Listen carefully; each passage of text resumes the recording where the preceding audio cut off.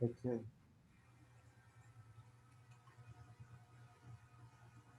Okay, so morning, everyone. I see the list of participants is increasing. I think we'll allow as many participants to join in this webinar session, and we'll then allow the panel members to start the meeting. All right. All right, so we having approximately 169 attendees to the webinar session. And I'd like to open the webinar. And I welcome everyone who's attended. My name is Vusi Pailane. I'm the chairperson for the Identification of Work Policy. And I'm also a council member for the architectural profession. I'm going to allow the committee members and the registrar to introduce themselves, and then we'll then start with the presentation material. Thank you.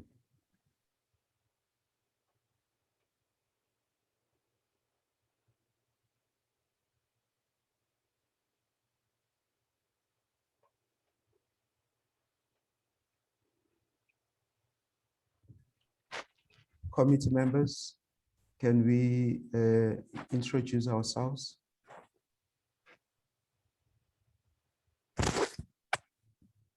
Colleagues?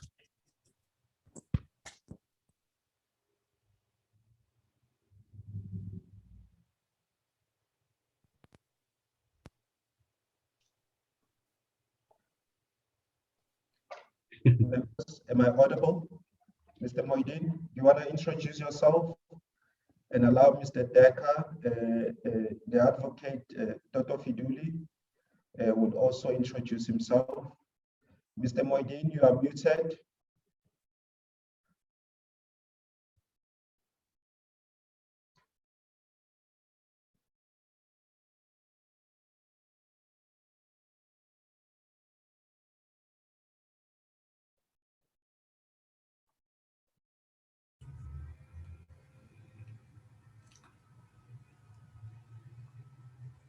Okay.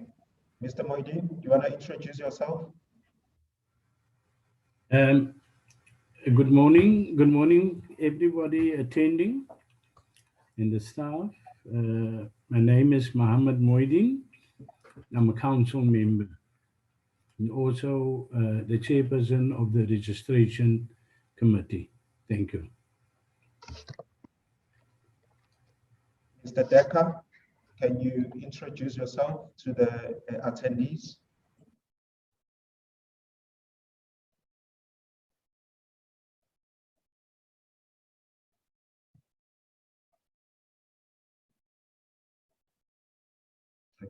Mr. Decker, you are muted.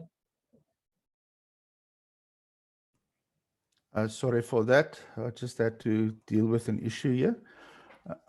Just want to switch on my mic so that everybody can see me. Good morning, everyone. My name is Frans Decker. I'm a member of the IDoW committee and also the managing director of the South African Institute of Architectural Technologists. Thank you, Mr. Decker. Registrar, do you want to introduce yourself to the participants?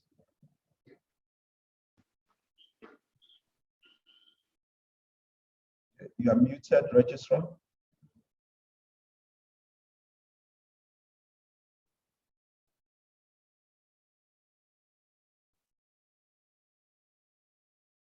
Okay.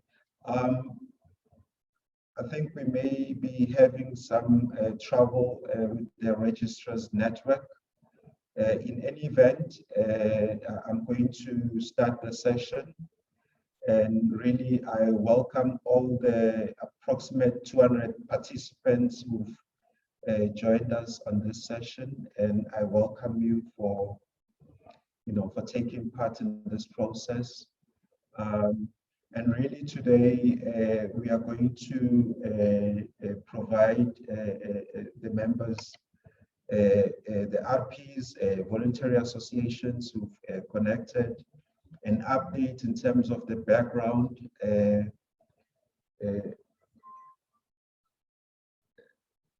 apologies, in terms of background and what we've achieved thus far with the identification of work policy. This relates to the publication of the policy itself, the MOU we've agreed with the Competition Commission and any other engagements we may have had to date relating to IDoW policy itself. We will also be presenting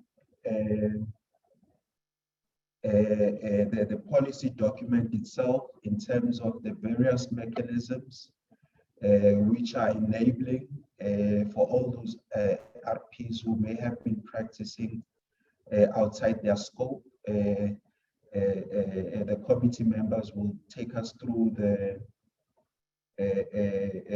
those enabling mechanisms and elaborate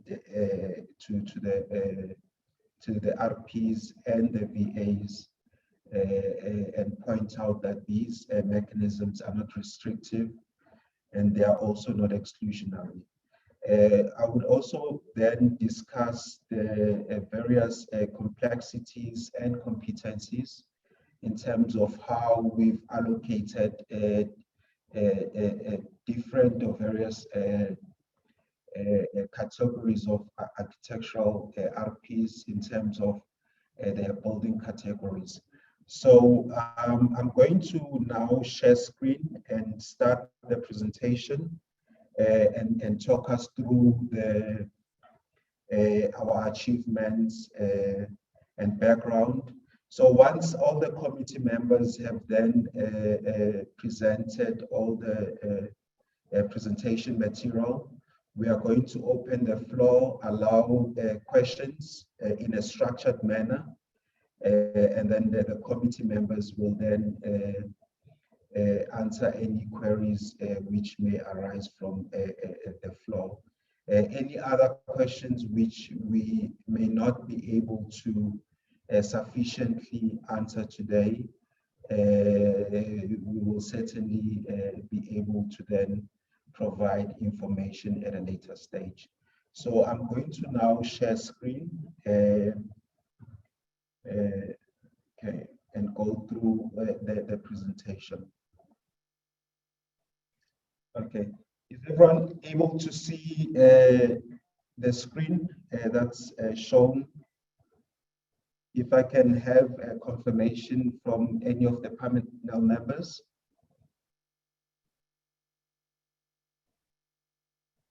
Okay. Fine, All can right. see you, Vuzi. Thank you, Mr. Decker. All right, so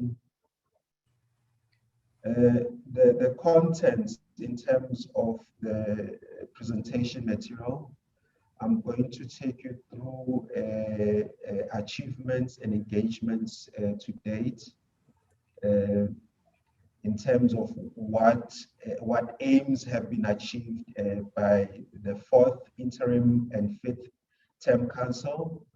I will be discussing the statutory mandate and compliance thereof, the various engagements with our stakeholders, the report back from the Competition Commission and CBE, and further engagements, the MOU, which has recently been approved by the President of SACAP and the Commissioner of the Competition Commission, subsequent publication of IDoW policy.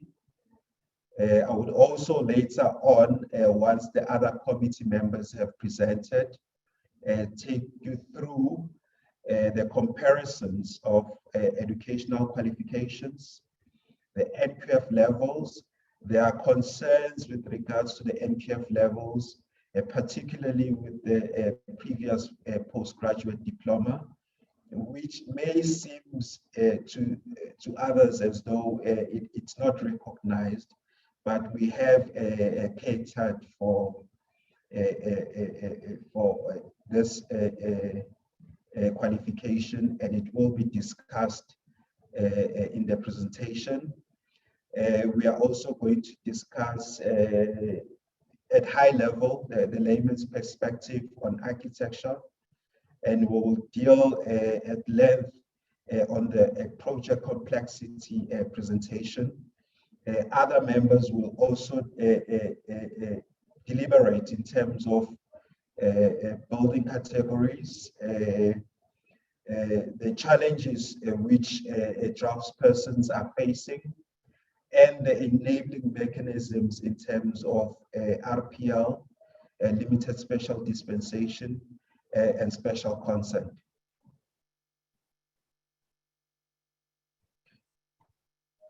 All right, so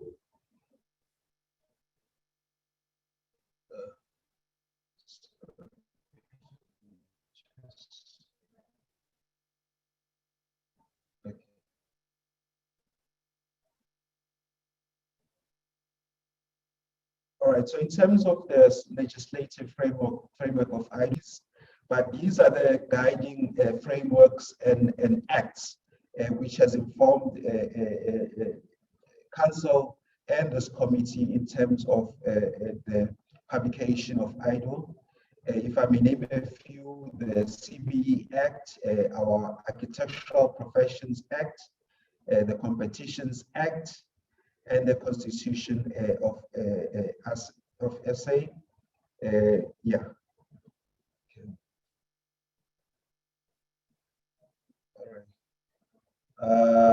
Similarly, in terms of the legislative framework of IDoW, we are informed that the Constitution, Section 22, which grants every citizen the right to choose their trade, occupation, or profession, and such practice of trade, occupation, and profession may be regulated by law. Section 24 of the Constitution has also guided us in terms of the Section 24 grants everyone the right to an environment that is not harmful to their health or well-being, and to have the environment protected for the benefit of present and future generations through reasonable legislative and other measures. So the previous two slides dealt with the legislative framework. I'm now going to discuss the background in terms of how far we've come, regarding the publication of IDoW itself, the various engagements and extensive consultation, the fourth term interim council and fifth term council had gone through to ensure that we meet the requirement of the Act. So in terms of Section 26 of the Architectural Profession Act of 2000, the initial publication in the Government Gazette of 9 Feb 2007, Council had consulted widely with all interested parties and stakeholders. And in terms of this section, we had made submissions and recommendations to CBE regarding the identified work in terms of subsection 1 for consideration of CBE in terms of having the scope of work being identified and published. So in terms of our section, SACEP must consult with these bodies, VAs, any person, any body, any industry, and you will see further down in the presentation, we have indeed consulted the Competition Commission SA, we've consulted with CBE and other VAs, any stakeholder who had been affected with the publication of IDoW itself. All right, so after the process of consultation, the council must submit recommendations to CBE regarding the identified work in terms of subsection 1 for its consideration and identification in terms of section 20 of CBE Act. All right, so CBE must, after receipt of the recommendation from council, submitted to it in terms of the Act and before liaising with the CC in terms of the section 4 of the Competition Act, CBE must determine policy with regards to identification of work for different categories of registered persons. CBE must consult with any person, body, or industry that may be affected by the identification of work in terms of this section. So CBE must, after consultation with the Competition Commission and in consultation with the councils, which had transpired in the past, identify the scope of work for every category of registration. And CBE has indeed done those consultation engagements. We had deliberated on issues with regards to the IDoW policy, and we've, in the current publication, we've catered and considered all the concerns from everyone within the industry. All right, so this is a brief background in terms of the appointment of the 4th-term interim council by the Minister Nkosinathi, which occurred in 2017, and subsequently I was then appointed chairperson of IDoW committee. And all the achievements and engagements which I'm presenting now is the work that has been done by the 4th-term council and the 5th-term council. All right, so these are the various consultations which we have done to date. These on the 4th and the 2nd, 4th December 2018, the 2nd of September 2019. We had consulted with our VAs, and the purpose really of these engagements was to allow SACEP to consult widely with our VAs, anyone who's affected within the industry in terms of the regulation of the built environment. So the consultation process has taken place, and we've received comments and other queries from our RPs and VAs. All right, so subsequent to these engagements and comments from our RPs, we received emails, we had FAQs, which were developed by the committee, and to really tackle some of these stumbling blocks, or rather gaps, which our RPs had identified with the publication of IDoW. So we have received those comments, we've responded, and we've considered them within the publication of IDoW. We've also subsequently met with the Competition Commission. Those engagements were fruitful in that we presented the RPL, various enabling mechanisms. These are RPL, special consent, and limited special dispensation. And as a result of these mechanisms, the CCSA then acceded to the efforts which were made by SACEP, in that they appreciated that the mechanisms are indeed transformative, they are not restrictive, and are not exclusionary. These mechanisms allow for RPs who have been practicing outside their scope, those with experience, to be upgraded or to be granted consent to do specific building categories. All right, so the recommendations we've made to CBE on these various dates, we've had workshops and engagements to CBE, and subsequently CBE then published the scope of work policy for the architectural profession.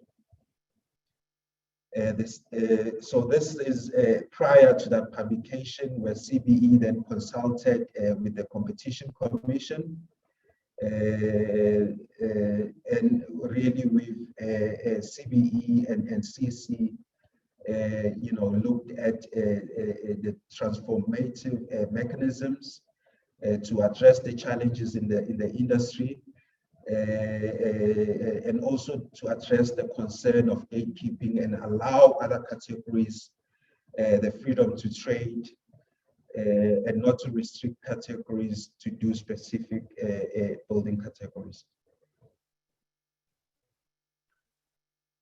All right, so the scope of work which CBE has published, it was 739 on the 4th of October 2019, and CBE had also subsequently approved IDoW mechanisms, those various mechanisms for implementation. All right, so we had further engagements with CBE, CC, Public Works, and other built environment professionals in terms of the scope of work, and to find, to discuss an MOU between all parties so that we can find an amicable way to deal so that the regulatory bodies can be allowed to publish the identification of work. All right, so on the 27th of January this year, there was a meeting between the CC and SACAP to discuss the MOU, and really the purpose of the MOU is to collaborate on various issues set out in the approved MOU, and some of the items to be collaborated include dealing with complaints from members of the public, VAs and RPs. The MOU is intended to regulate the relationship between the CC and SACAP, and the MOU will assist SACAP in formulation of policies to deal with matters of exclusion, restrictions, and transformation in the architectural profession. And we were quite happy to have the Commissioner, Mr. Tembiko Sibonagele, and the President, Mr. Charles Ndugu, President of SACAP, to have approved the Memorandum of Understanding between SACAP and the Competition Commission. So that Memorandum of Understanding has been approved, it's in place, and any other complaints which may arise from the RPs or VAs can be amicably resolved between CCSA and SACAP. And we really hope to have a good working relationship in terms of also guiding us with regards to our policies, and ensure that these policies published by SACAP are fair, transformative, and are not exclusionary. All right, so subsequent to engagements with our VAs, CBE, the CC, SACAP published the IDoW policy. The IDoW policy was published by SACAP on the 17th of July 2020. The guideline professional fees was also published by SACAP. Sorry, it was in fact published on the 7th of August 2020. All right, so the publication of IDoW has been published, and this took place on the 20th of April in the Government Gazette. under Board Notice 27 of 2021. So this publication is in place, and in terms of the implementation of the policy, Council has resolved that the implementation date will only be a year after publication of IDoW itself. And this really is to allow everyone who has been practicing outside their scope to get their houses in order in terms of RPL and upgrading, in terms of special consent and limited special dispensation. So within this year, that period of a year, we are allowing all our RPs to then apply for an upgrade or to be allowed to do various building types which they've been doing for years. And we see this period allowing our RPs, we want to ensure that we are not restrictive and we're not excluding anyone from doing work which they've been doing. All right, so the MOU between SACAP and the CC has been agreed, and really it's to regulate the relationship between the two parties. All right, I'm going to stop now with my presentation, and I'm going to allow the next speaker the next speaker, who will then Councillor Mohammed Moideen, who's going to address the issues with regards to challenges that are faced predominantly by the draftspersons with regards to misconceptions they may have relating to double-story houses, swimming pools, and any other challenges that are faced by draftspersons. So I'm going to allow Councillor Mohammed Moideen to take us through that presentation. Thank you. Thank you, Mr. Chairperson. Must I share my screen or will they put it up?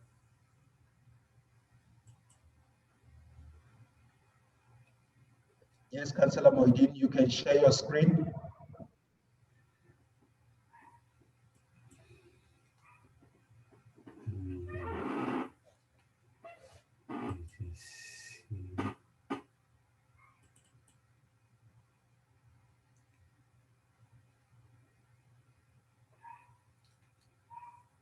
Let's just check in what is happening here.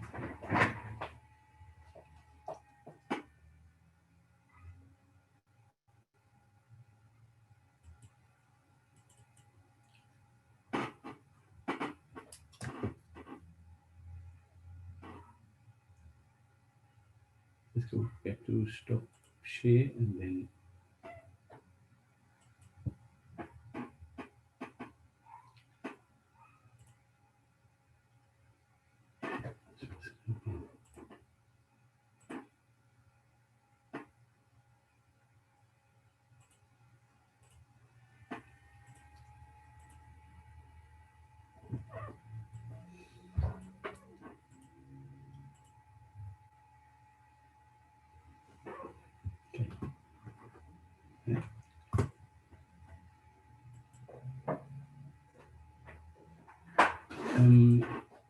okay, good day everybody. I would say welcome to whoever tuned in. And my presentation today would be on especially how does the new IDoW affect the draftsperson.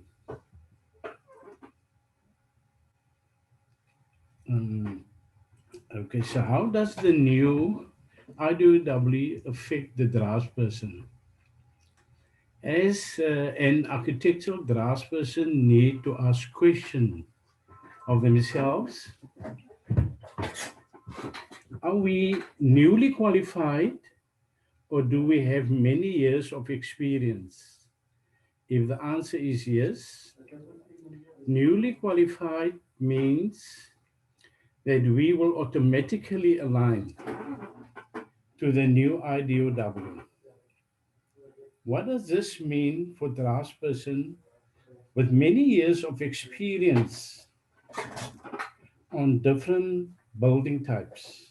The draftsperson with many years of experience will not be restricted by the new IDoW, provided that limited special dispensation application is submitted to SACP.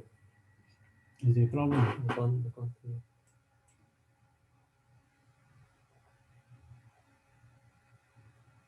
Can you view my screen now, Mr. Chairperson?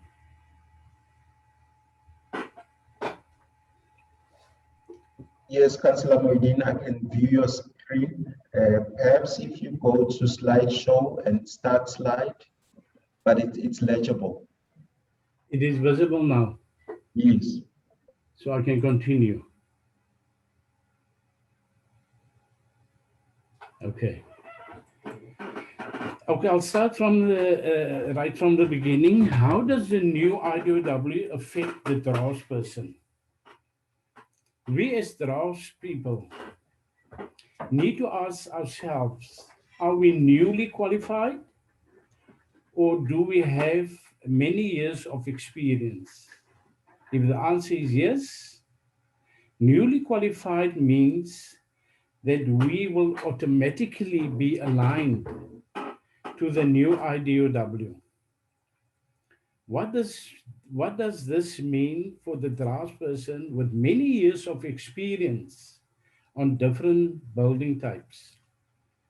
The draftsperson with many years of experience will not be restricted by the new IDoW, provided that an Lsd, that is limited special dispensation application, is submitted to SACP. This means that the draftsperson needs to identify all the types of building and submit a portfolio of evidence to be allowed to continue doing the same building types.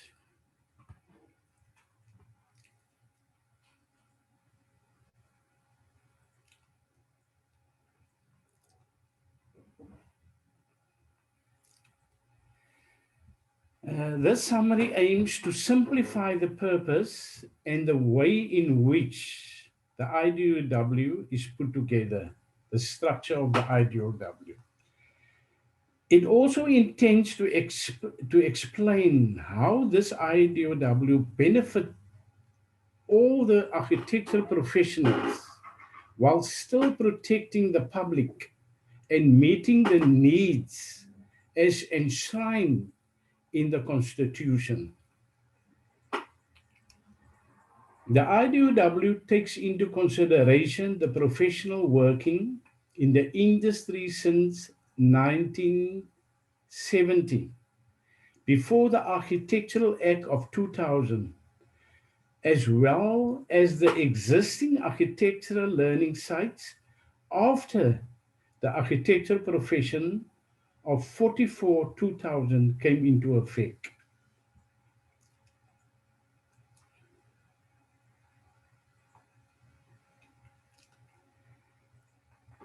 Now, what does this policy on double-story houses, swimming pools, and etc.?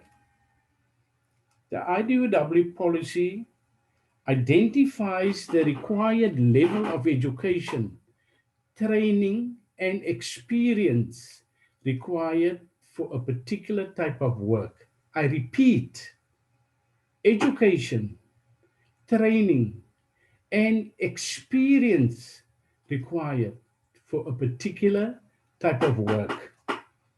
And this is for protection of the following. Firstly, the public, then the professional, and the built environment.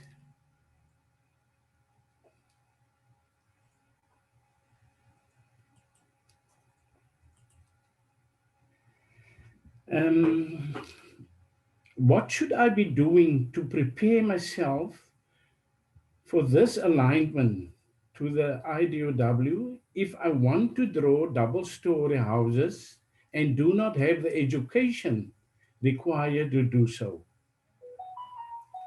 It will be advisable to collect information about past projects that you've done so that the professional can compile this into a portfolio of evidence when applying for limited special dispensations.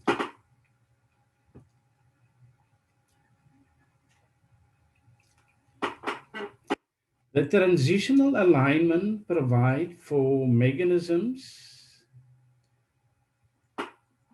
for registered principals to align themselves to be able to continue practicing those works that are now outside of your category of registration.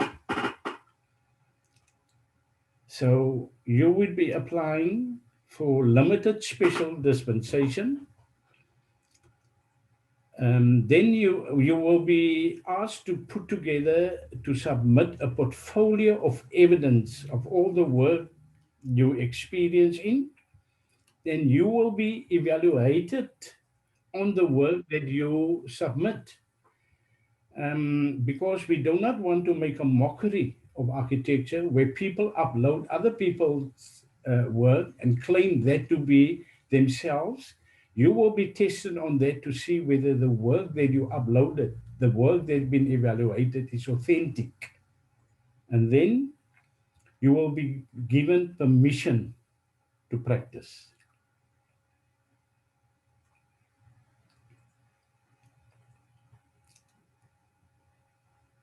Okay, concluding, in 2015, the IDoW moved away from the square meterage to building complexity. The IDoW is a policy document going forward, meaning that newly registered professionals will align automatically. The existing draftsperson need to identify all the building types that they were doing to prepare a portfolio of evidence of the different building types and apply for limited special dispensation so that they would not be restricted. Thank you, Mr. Chairman. Thank you, Councillor Mohammed Mohideen, for that presentation. It's greatly appreciated. And clearly, based on what has been presented, you've taken us through some of the gaps which had been identified by the draftspersons in terms of what's allowed for them to do certain types of work.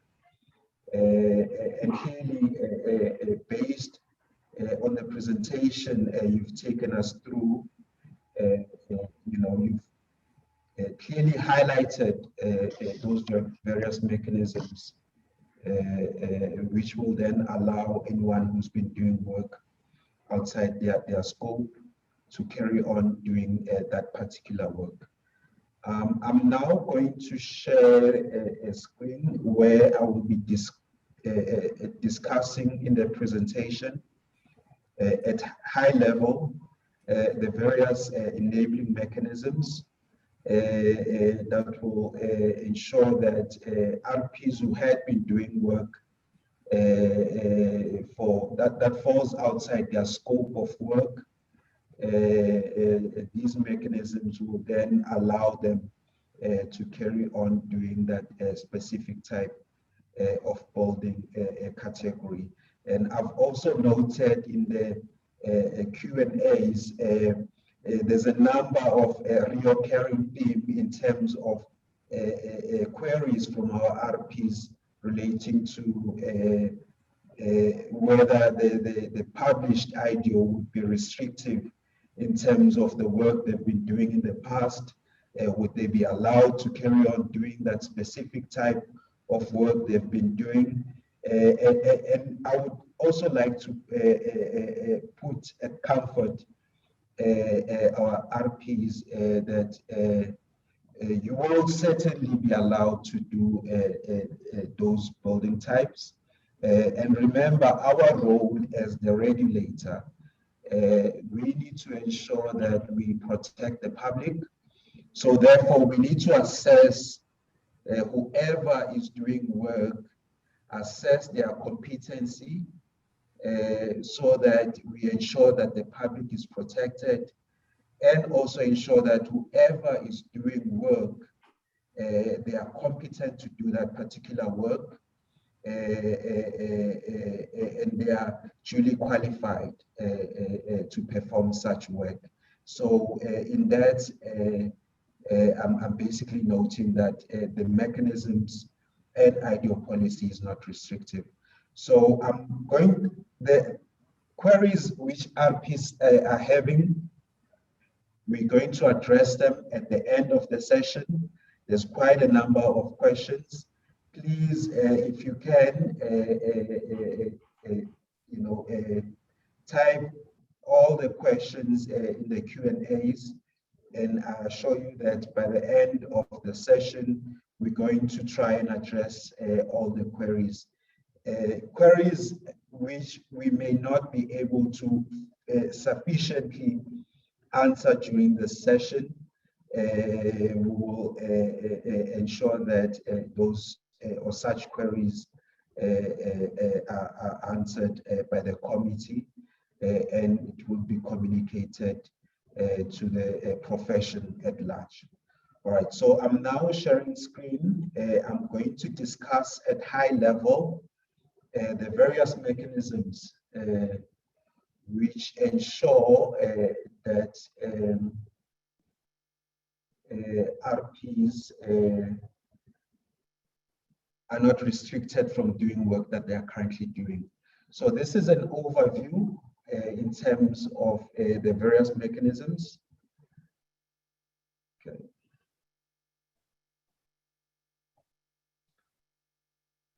All right, so it's an overview of the IDoW mechanisms, and really Council had resolved that although we have the three mechanisms, RPL is the overarching mechanism and the preferred route that should be adopted by all our RPs.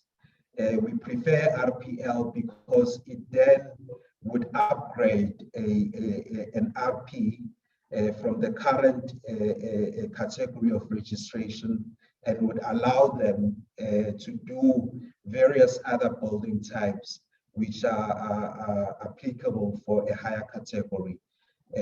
I'm not saying the other mechanisms are not suitable.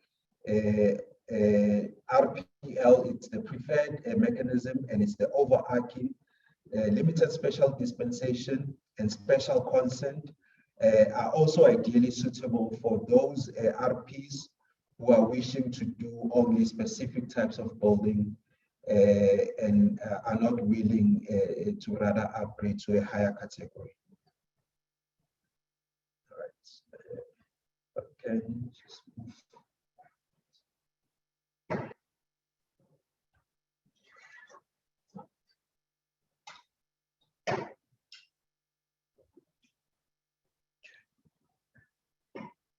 All right, so the next slide. So these are the SACAP RPL mechanisms. So the first mechanism, as I've indicated earlier, it's recognition of prior learning. And this really is an upgrade, a category upgrade. And SACAP is not issuing an RP with the qualification. However, we are recognizing your competency and upgrading you to a higher category. And it's applicable for registered professional. Special consent, it's for allows one to do, you are permitted to do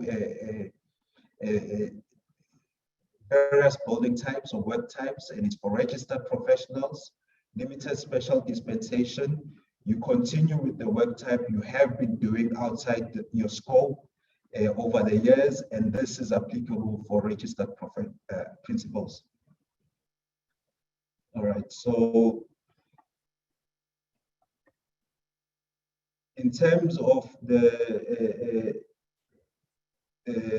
these mechanisms,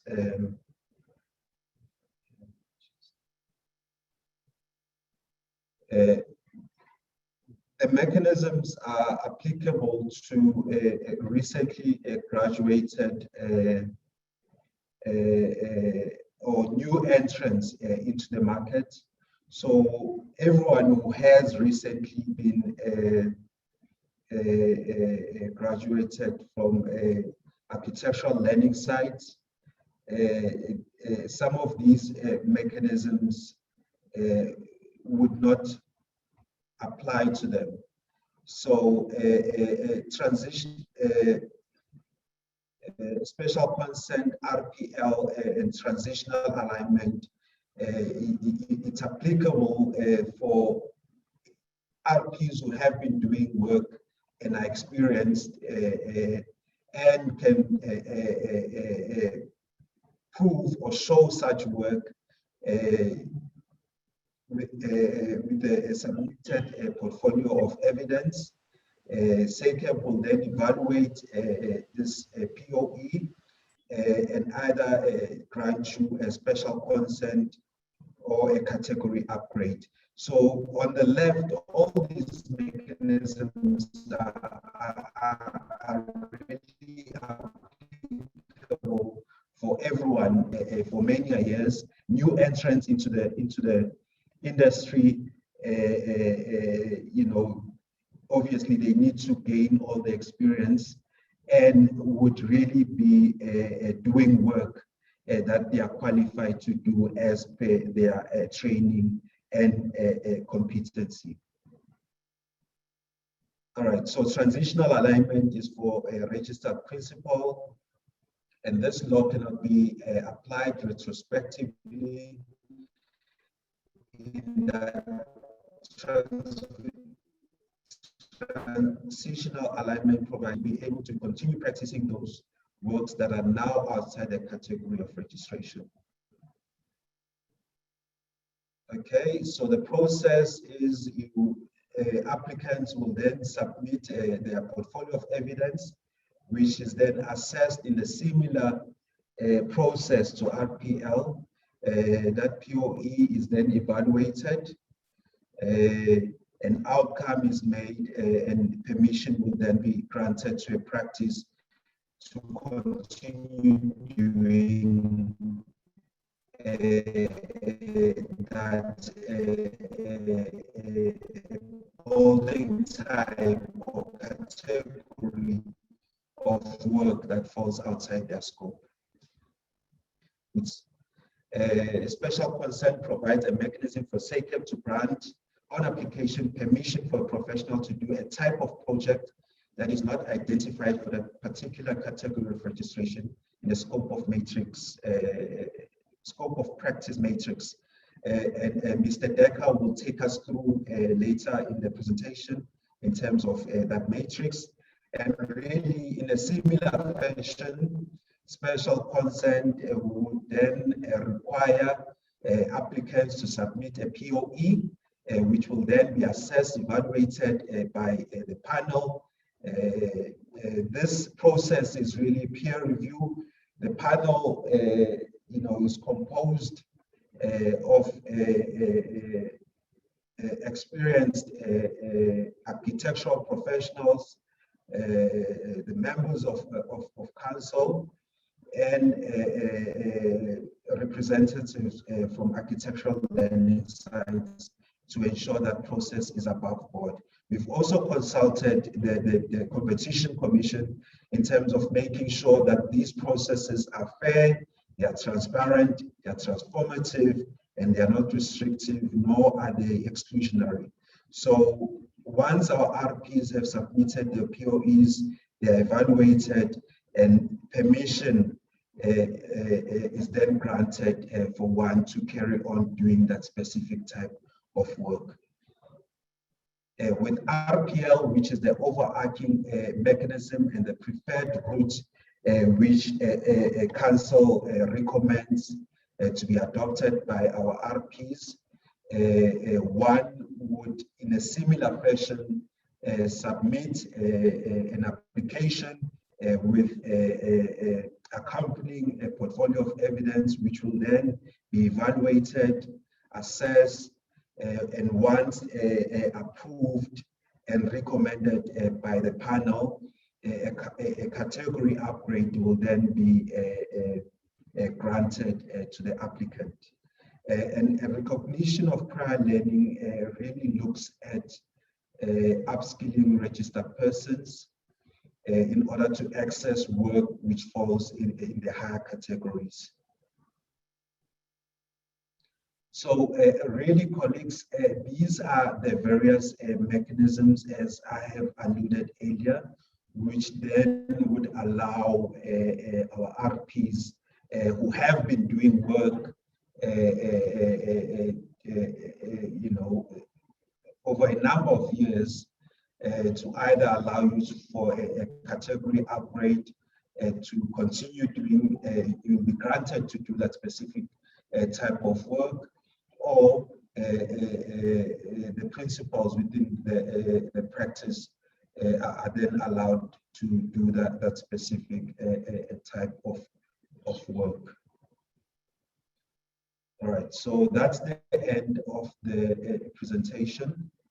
I'm going to stop sharing screen now. I'm encouraging all the VAs, all the RPs in attendance, all the approximate 250 participants. If there are queries or concerns you may have, please, you know, put those queries on the Q&As so that the committee can attend to them. I am now going to share screen again and take the attendees through a comparison of the educational qualifications, the Npf levels, and I will also discuss at high level the project complexity presentation. Once I've concluded the presentation, Mr. Franz Decker will then take us through the bolding category table and how it's informed by the project complexities and competencies. All right, so I'm sharing screen again. Panel members, can you confirm whether you are able to see my screen?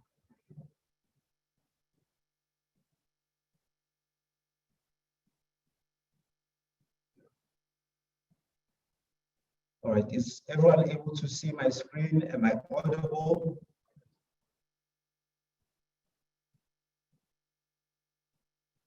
Okay, you are muted, Mr. Decker.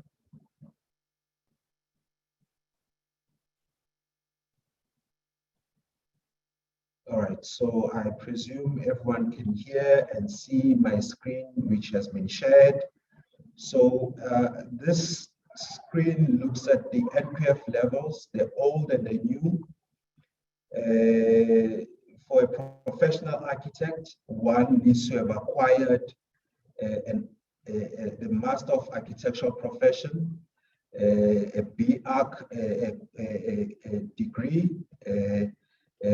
What we've also noted and picked up is the former postgraduate diploma, which is also a qualification, you know, for a professional architect.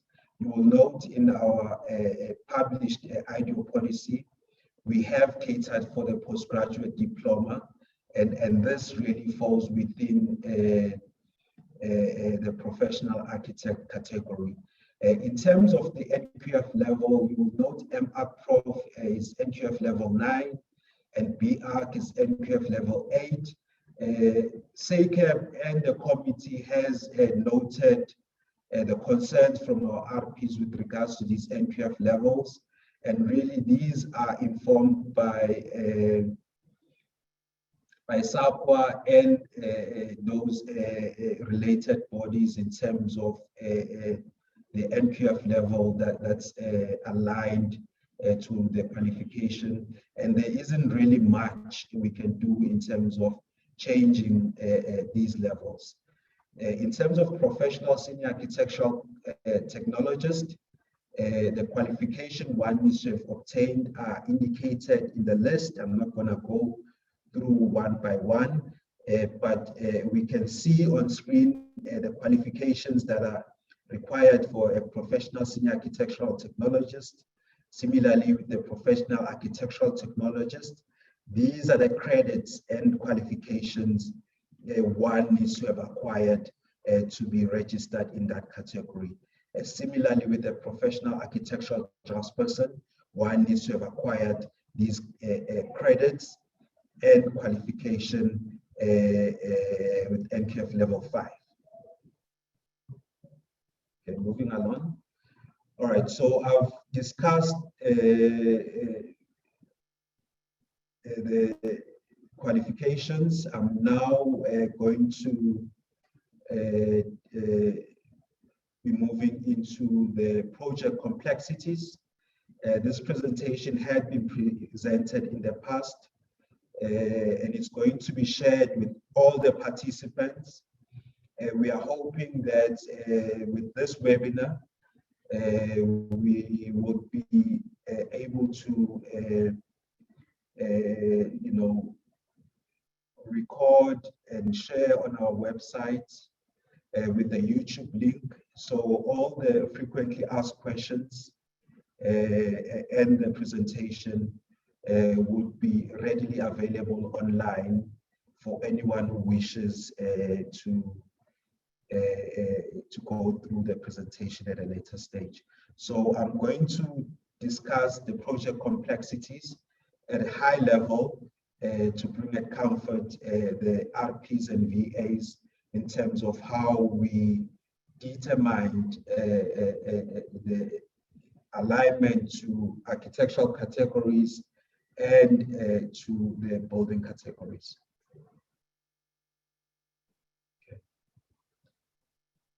All right, so this is an introduction to the concept of project complexity at high level.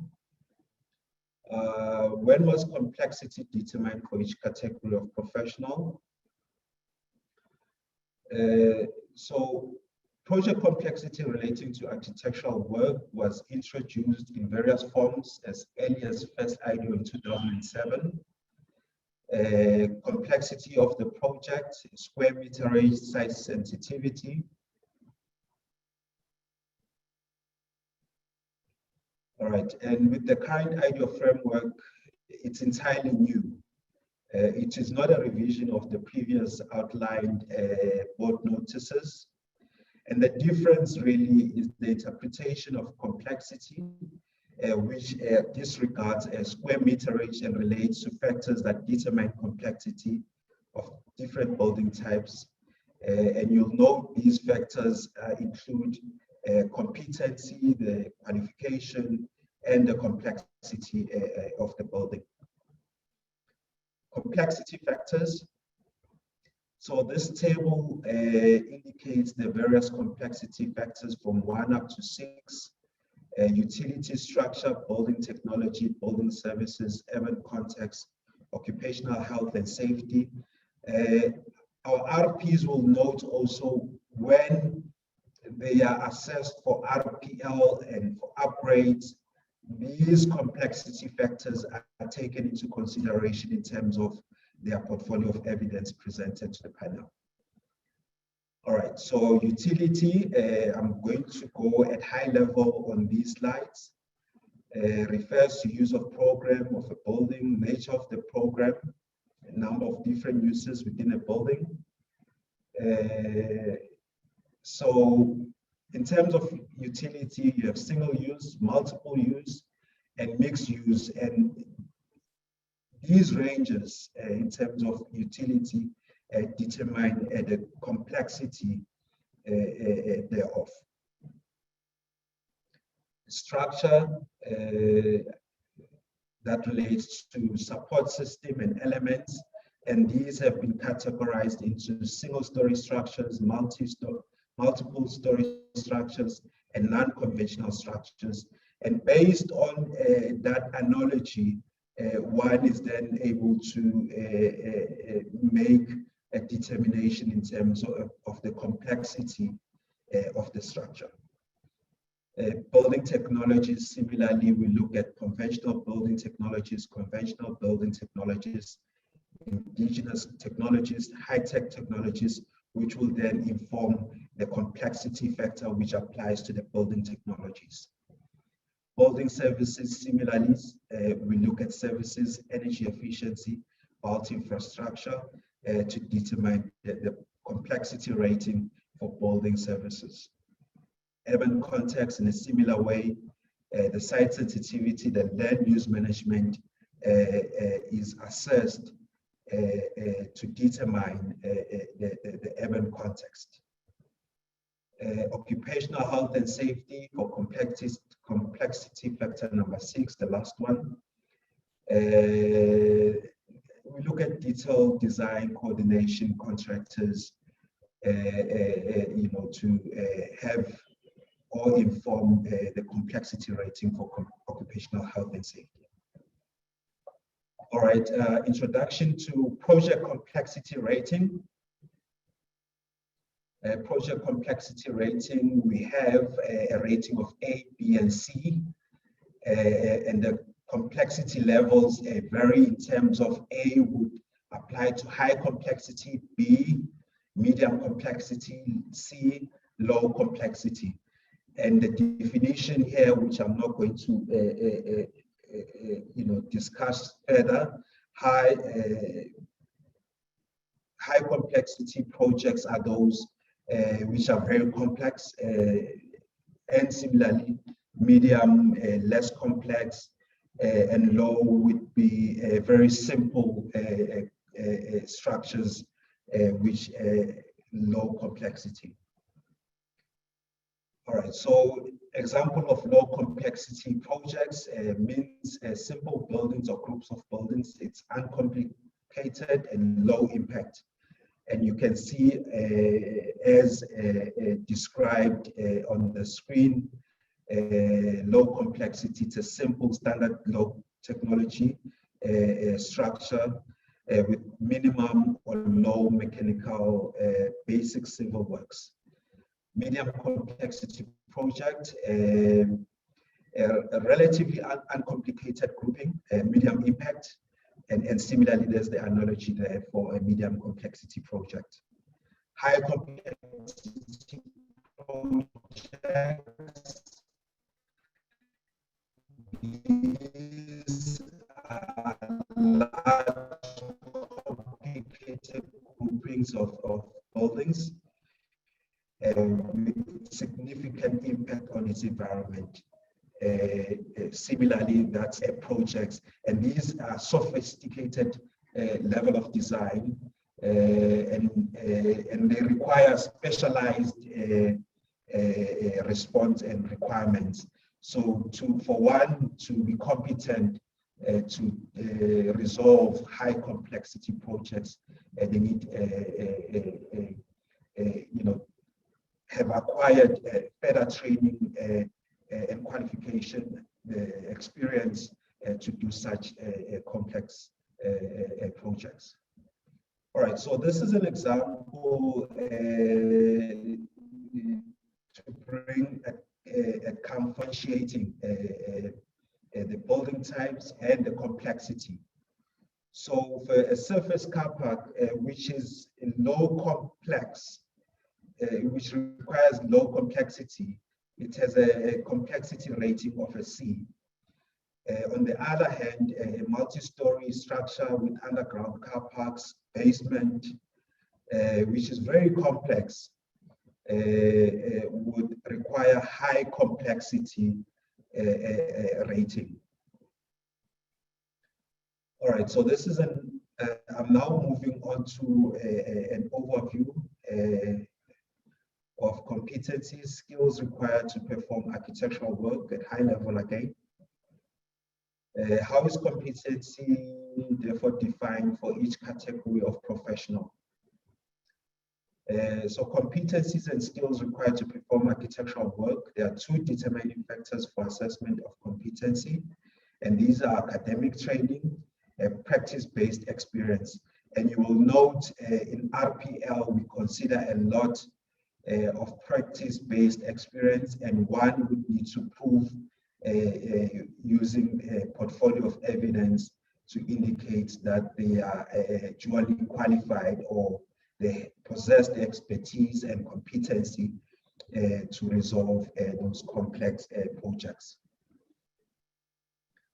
All right, so the first frame of reference of such assessments is the National Qualification Framework. So these are the qualifications, as I have alluded earlier, the various qualifications for the different professional registration categories. The second framework of reference are the 10 SACEP competencies. These 10 competencies are also used when assessing our RPs for RPL special consent and limited special dispensation. So the 10 SACEP defined professional competencies. The competencies must allow an architectural professional to compete and operate internationally. This required considerable benchmarking with competencies set out by other international validation agencies. All right, so SACEP defined professional competencies. The terminology used for describing the proficiency levels for the 10 SACEP competencies as follows. One needs to have these levels: awareness, knowledge, understanding, and ability. I'm not going to dwell so much on the description, but the applicant or RP needs to, present or be able to demonstrate their awareness, knowledge, understanding, or ability to do any of the work and be able to achieve some of these 10 competencies. So they need to indicate that they have the skill and ability and understanding to do the work. All right, so what are the examples of competency for each category of professional? So the 4 competencies as indicated below: architectural design, environmental relationships, construction technology, building services, and related technologies. All right, so for various registered professionals, draftsperson, technologists, and architect, you will note that for draftspersons, there's a lower requirement in terms of their skill and what's required of them to do specific building types. So for a draftsperson with competency 1, they need to indicate that they have the knowledge.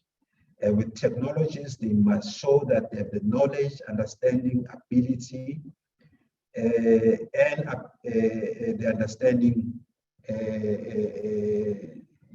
to analyze those structures.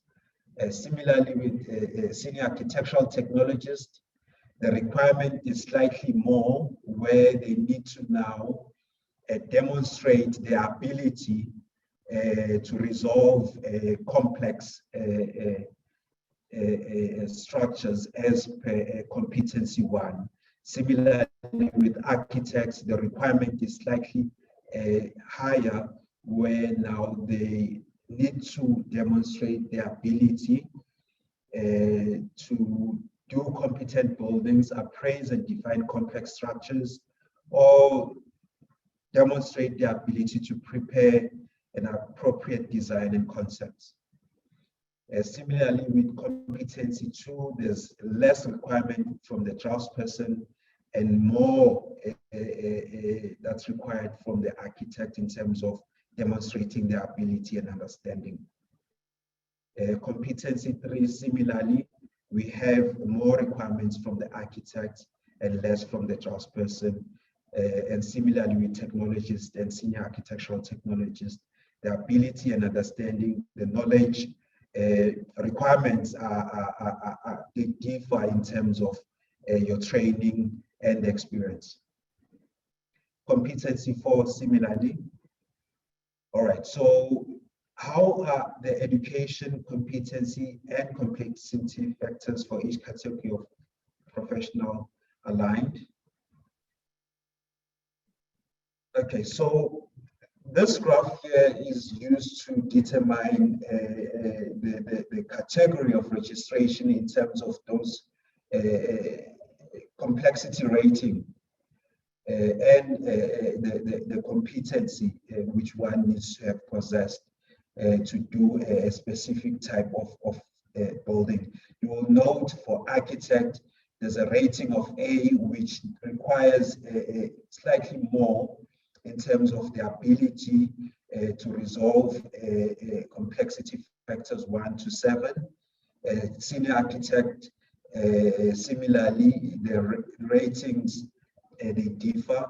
However, with architectural draftspersons, there's a low complexity rating that's required to demonstrate their knowledge and ability to resolve such structures. Colleagues, these slides will be shared and RPs and VAs will be able to go through in their own time how we've determined the complexity factors. All right, so the two determining factors are academic training and experience.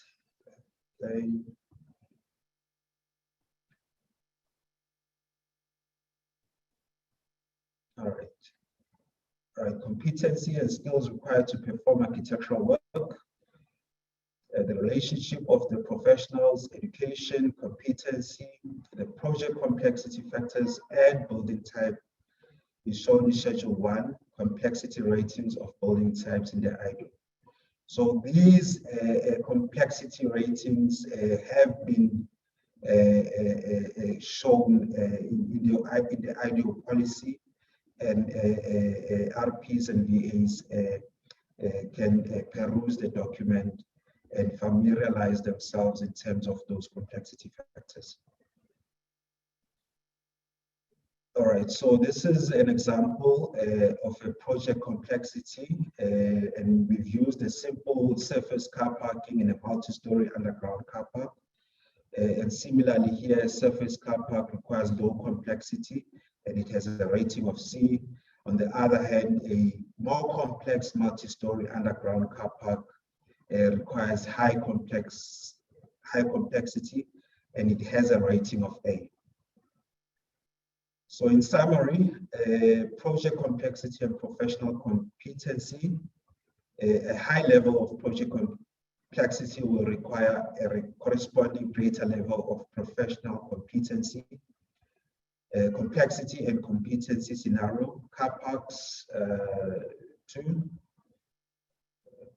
All right, so I'm not going to labor so much here. I have discussed earlier in terms of complexity factors and how we've determined which category does which specific type of category of building.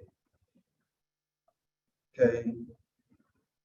Similarly, multi-story requires more complexity from the senior architectural technologist. All right, so I'm not going to labor so much there.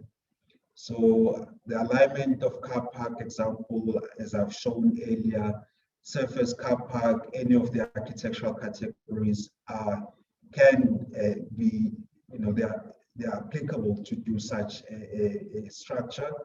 At a multi-story underground car park, only a professional architect and a senior architectural technologist can do such structures. Colleagues, I'm not saying that a professional architectural technologist and a draftsperson cannot do a complex multi-story or underground car park. If and when RPs have done such work in the past and they have the expertise, they can apply for a category upgrade to be able to do such work, or apply for limited special dispensation or special consent to be allowed permission to do such a building type. So this table here is not restrictive, nor is it exclusionary, in that anyone who demonstrates the ability to resolve such building types can be granted permission to do such. But first, as the regulator, we need to ensure that the public is protected. So therefore, you need to be assessed. Your competency needs to be evaluated so that you can then be upgraded or be granted permission. All right, so I'm not going to leave much on the surface car park or multi-story car park I've discussed earlier. So this is the example we've used on previous presentation, which shows a surface car park. And really, this is a low complexity project in that there are no structural elements on the surface car park, and it's merely road markings and any category of architect. I mean, any architectural professional would be able to resolve such low, simple architectural design. However, on the other hand, with a more complex structure, a multi-story structure, that is highly complex, one would need to possess either a higher qualification or the competency, the experience to do such a design resolution. All right, thank you. I've come to the end of my presentation. Any other comments or questions as seen on the Q&A will be attended to once Mr. Decker has concluded his presentation on the building categories. All right, so I'm going to stop sharing screen and I'm going to allow Mr. Decker to take us through his presentation. Mr. Decker.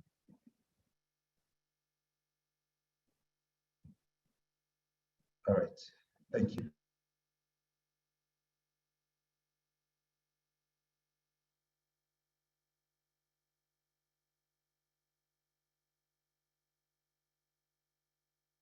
Okay, sorry, I just battled to find the unmute button.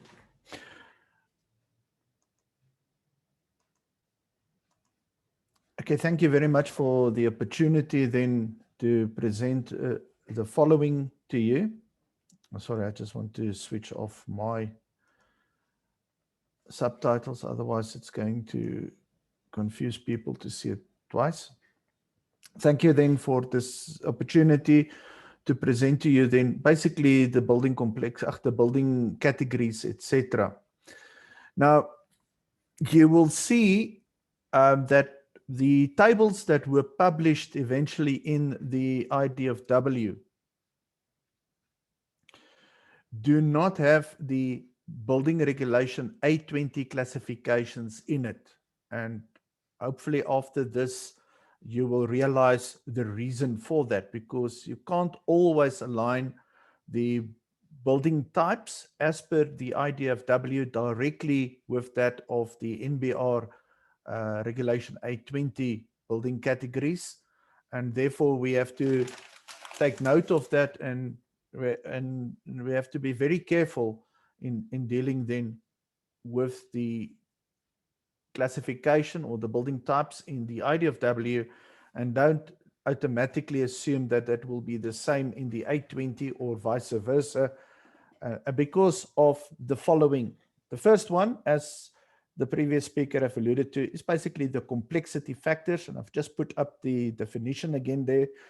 It means the following project complexity factors: utility, the structure, the building technologies, the building services, the urban context, the occupational health and safety, as well as existing buildings. And then we've got the complexity ratings of buildings. Doesn't matter which category of occupancy they are.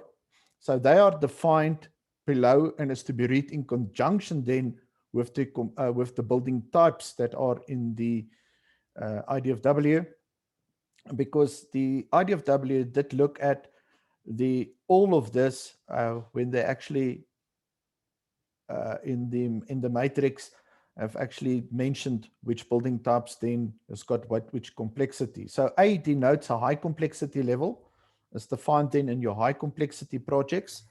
B denotes a medium complexity level, as defined in the medium complexity projects. And C denotes a low complexity level, as defined in low complexity projects. Now, clause 8.6 refer to schedule number 2, and say here that schedule 2 illustrates the nature of projects that may be carried out by each registration category. And the description of the building type or group of buildings has been determined on the basis of the classification then of the buildings. And I've just highlighted here in table 2 then a few of the complexity factors, like number 3, which is the construction technology, number 2, the structure of the building, and number 4, the building services and the related technologies. So if you look at the classification of buildings, they will clearly will indicate sometimes if it's one of those or not, and that is why the ratings are then given then, or the complexity factor for a building is then as per the IDoW. If you look at clause 20, which is the definition of complexity factors, under utility, it says the following: utility refers to the use and program of a building. The nature of the program and the number of different users within a building influences the complexity thereof. Buildings can therefore be classified as single use, whether it's designed for singular use in response to a simple program or in response to a complex or a specialized program. It can be multiple use, designed to be flexible to accommodate multiple users. And these are generally then more complex programs. And then we've got mixed use, designed to accommodate small or large building complexes, designed to accommodate a large range of users. Then under B, the structure relates to the support systems and the elements of the building, which are key design informants and which ensure that the building can be adequately withstand both internal and external loadings, and which further form then the basis for detailed design by structural or civil engineering consultants. Structure can be classified within the following 3 broad categories. Single-story structures, that is your conventional structures, based on standard codes and ranging from simplex to more complex forms. So a single-story structure you can 10 to 1 quite easily satisfy by utilizing the deemed to satisfy requirements of the different structural standards in the NBR as part of the NBR. Then basic simply supported lightweight roof enclosures, and then simple load-bearing wall structures with a simple short span structure, span not here exceeding 10 meters. And again, there you see it's not always that we have aligned it with the NBR, because anything above 8 meters, as we know in the NBR, actually requires a rational design by a competent person. But not, and it's not just the roof, if you remember there, that is the structural system, so it's also the walls that needs to be looked after, etc. And then frame structures with infill panels and cladding, and then structures as in 1D. Then if we come to building technologies, I've skipped here and there a few things because I just want to highlight the few that I've highlighted right in the beginning. The building technologies refer to the various building systems, with others the method and the materials that you're going to use that informs the complexity factors of the building or the installation. Conventional building technologies are the methods of construction that are based on standards and codes Then you get your non-conventional building technologies that are methods of construction that are based on innovative and rational designs that are not governed by your existing standards and codes, and where you might have other competencies also involved, like that of engineering, to prove in the end that it actually is going to work. And then indigenous technologies draws on local knowledge that is unique to a given culture or a society by promoting uses of vernacular construction methods that's regarded as indigenous knowledge. And then you get your high-tech technologies that include specialized design, advanced methods of fabrication of materials, and sophisticated coordination of building elements and services. High-tech building technologies could influence the energy performance, for instance, of buildings. And I haven't put it in yet, but we also have to look at the scope of work that was published by the CBE for the architectural professional that then informs the IDFW as well. And if you look at the duties of the architectural professional, it is to be basically in charge of project coordination. With other words, all the works of all the other consultants involved. And the more complex this gets, obviously the more needs the knowledge base level then of the professional that designed then the building and actually look at this. Then we get building services, and that is then building services and their coordination are critical design informants. It's like I've just informed you, I told you the coordination factor that comes in there. And that must ensure optimal building performance and ensure safety, comfort, and functionality. Now, being involved also with training of local authorities, etc., I can tell you that the common complaint that has been received from local authority side is that, yeah, it looks like a building is simple and a person do the design of the building, but where it comes into the coordination, they can quite clearly see that no coordination was done. It looks like the building plan was first designed by the architectural professional and then given to somebody else to go further on it, and then there's no coordination that took place to make sure that the things that the different consultants did actually work out as a whole in the end.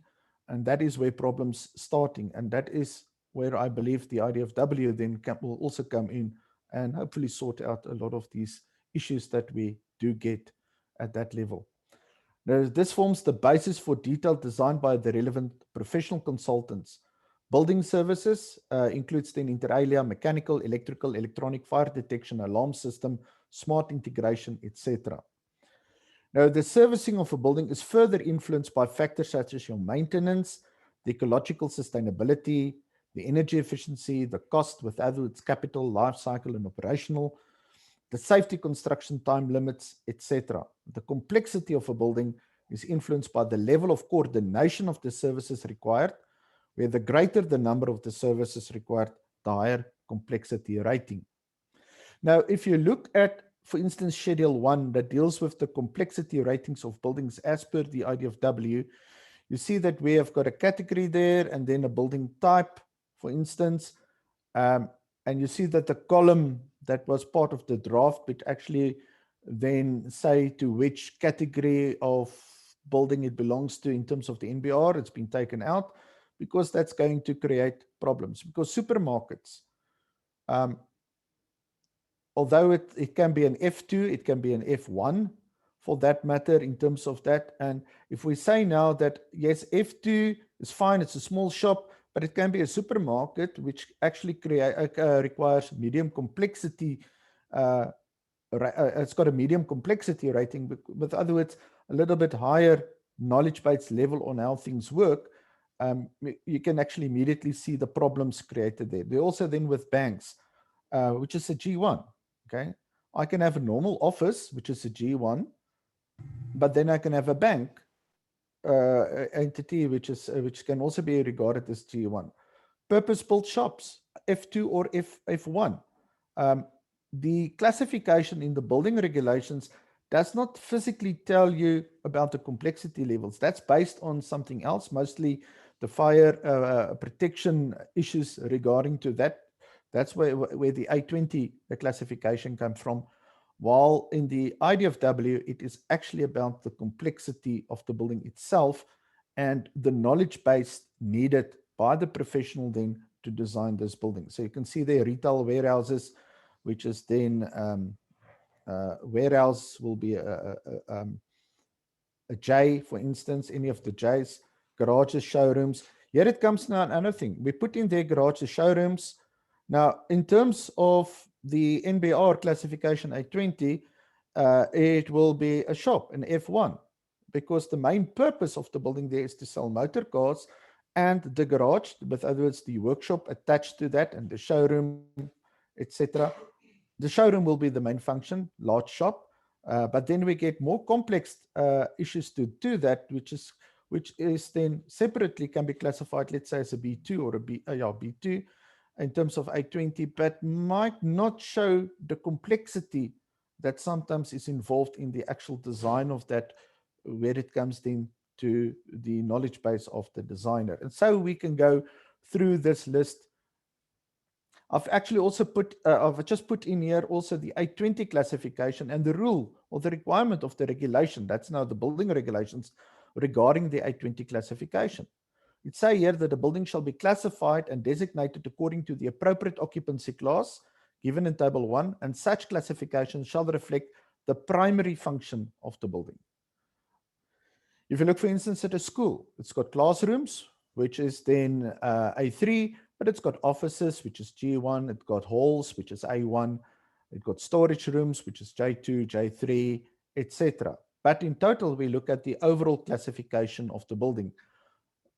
And I think what I can get from the IDoW is that the same principle is applied, but more to the complexity and the knowledge base of the professional then that have to deal with that complexities. And here you can see it, it's quite large groupings. A1, public entertainment and public assembly. That is from large halls to restaurants, for instance, in here. And if you now put in an in the IDoW A1 and only refer to A1, you can actually see that a small restaurant, which can maybe be done by, I'm not sure if it can or cannot be done, but let's say it can be done by a technologist versus a big sophisticated entertainment auditorium, etc., which is so complex that it needs the highest qualification in architecture to design that and the highest knowledge base. So the difficulty of aligning the IDoW directly with that of the building occupancies in 820 of the National Building Regulation is not what we intended to do in the first place in the IDoW. So when dealing with the IDoW and when then classifying the building accordance to the 820 classification of the NBR, if you're not very sure what to do, then either SACP should be consulted about the IDoW building type, and then your building control office about the classification then in terms of the building regulations. And that's the end of this. Thank you.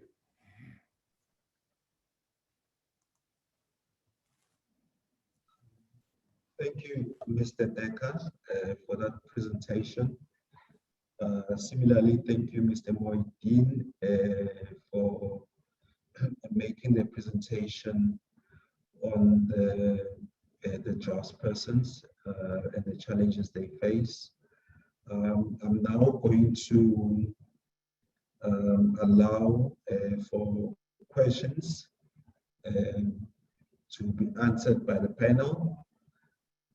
Is the registrar still connected?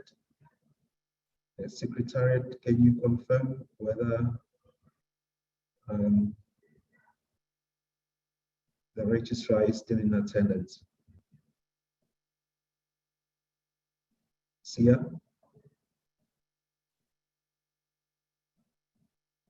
Okay. All right. So it seems the registrar may have a network challenges, which is expected of these presentations.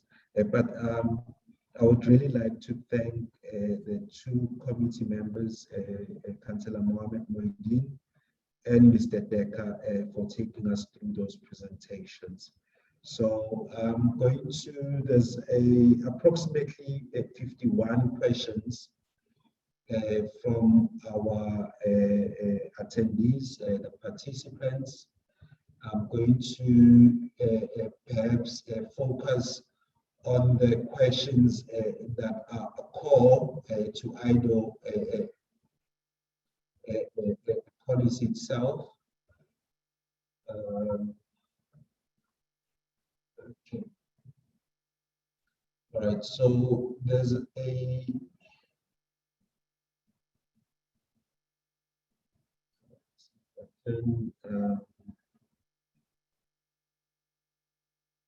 all right, so Mr. Luvuko Nkaka indicates that SIBID had commented previously that the one-year transition period is insufficient.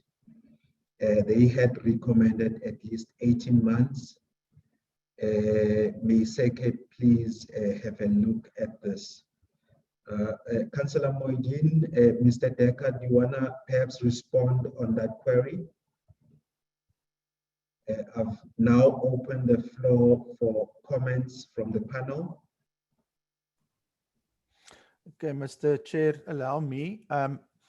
I think the whole idea, although it says that it's going to be implemented within a year after publication, I think in the committee we've also have discussed the issue that if it looks here at the end, just before the 12 months have expired, that there's still outstanding issues, and there's nothing that prevents the council from extending the date if so required in the end. So let's see then, and that's how I see it, let's see the 12-month period as the initial period, and if it seems that there are a backlog or a bottleneck or some issues then with the 12 months, nothing prevents council from actually publishing, recalling that date and publishing a new date. Yes, Mr. Decker, I fully agree with you in that we've allowed for the one-year transitional period to allow our RPs to get their houses in order. And really, it's at the discretion of a council. If and when a council is of the view that due to the number of applications, there's still a further period that's required to assess these applications. I'm certain that council will consider that recommendation for an extension. But as things are currently, the implementation date is a year after publication, and we only have a year until that transitional period. Registrar, you lost us earlier and you've subsequently reconnected.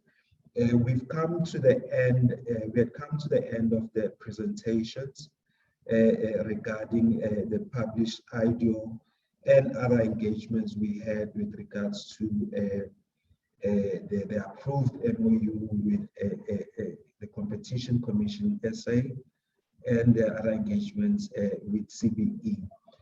From your side, Registrar, do you want to perhaps say something with regards to IDoW policy?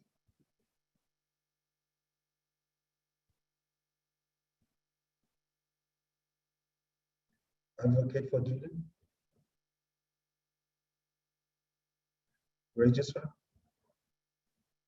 Okay, so we'll allow the registrar an opportunity once his sound is fully connected. So the first query relating to an extension to the transitional period we've discussed. The next question from an anonymous attendee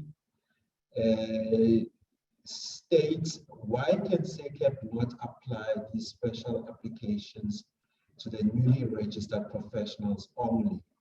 and allow the registered professionals who have been registered with SACEP since 2006 to continue with their level of competency as they have over the years of experience. Look, I don't agree with the comment from Anonymous in that as the regulator, it's our duty to protect the public, and it's also our duty to ensure that whoever is preparing architectural works, they must demonstrate that they have the competency to do such work. They have the prerequisite qualifications to perform such work. And we cannot allow any of the RPs to carry on with impunity, because really we need to be responsible for our actions, and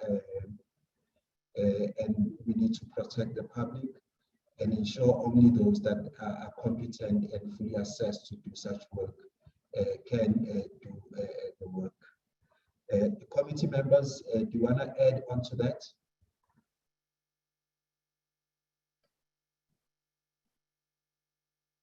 Okay, I'm moving along. There's another question from Curtis.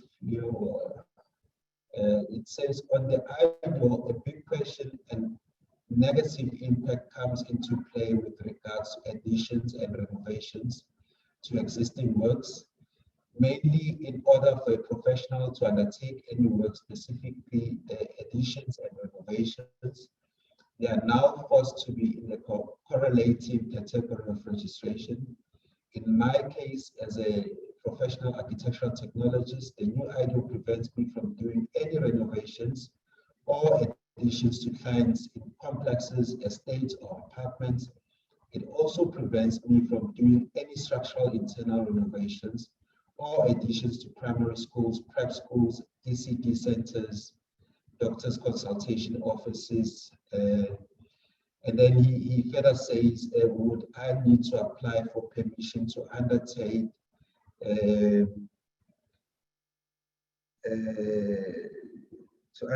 these, as they now fall within the realm of professional senior architectural technologists? Is there no way that a separation of powers can be done between you undertaking of senior architectural technologists and allow architectural technologists to thereby do only renovations and additions? This model can be used throughout all categories. All right, so colleagues, there's a query from Curtis, and his concern is that the new IDoW is rather restrictive to his trade, and it's not allowing him to do works in complexes and other building categories. And based on this description from Curtis, it's quite evident that he's not fully aware of the enabling mechanisms that can allow him to do such work, including primary school, prep schools, early ECD centers, and doctors' consultation offices. So my recommendation to Curtis would be to apply for a category upgrade via RPL. He can also apply for a special consent to carry on doing these works. He needs to be assessed and evaluated so that we can then grant him permission to carry on doing renovations and additions.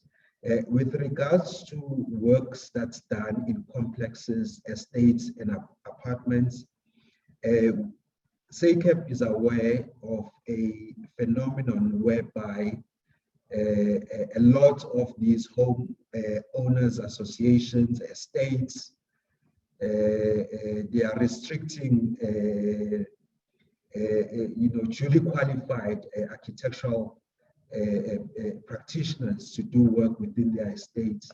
And this practice, it's not acceptable. And we've addressed the matter with the Competition Commission. And we will also be meeting the Homeowners Association in a webinar that's scheduled for Friday. And we hope to address these challenges that are faced by the lower categories of registered professionals.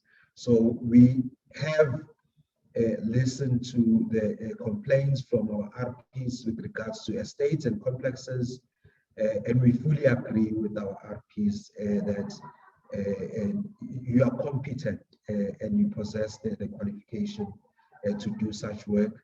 And these estates and complexes should really be allowing you to do anchoring out work within their residential estates. Colleagues, do you want to perhaps add on to the query from Mr. Curtis? Mr. Chair, allow me just to say something here, and it's just a comment also on the comment made or on the question asked. There's sometimes the impression or the feeling along professionals, oh, I only add a small piece to an existing building. I only add a room, or I only add a toilet complex, or whatever it is, to an existing building.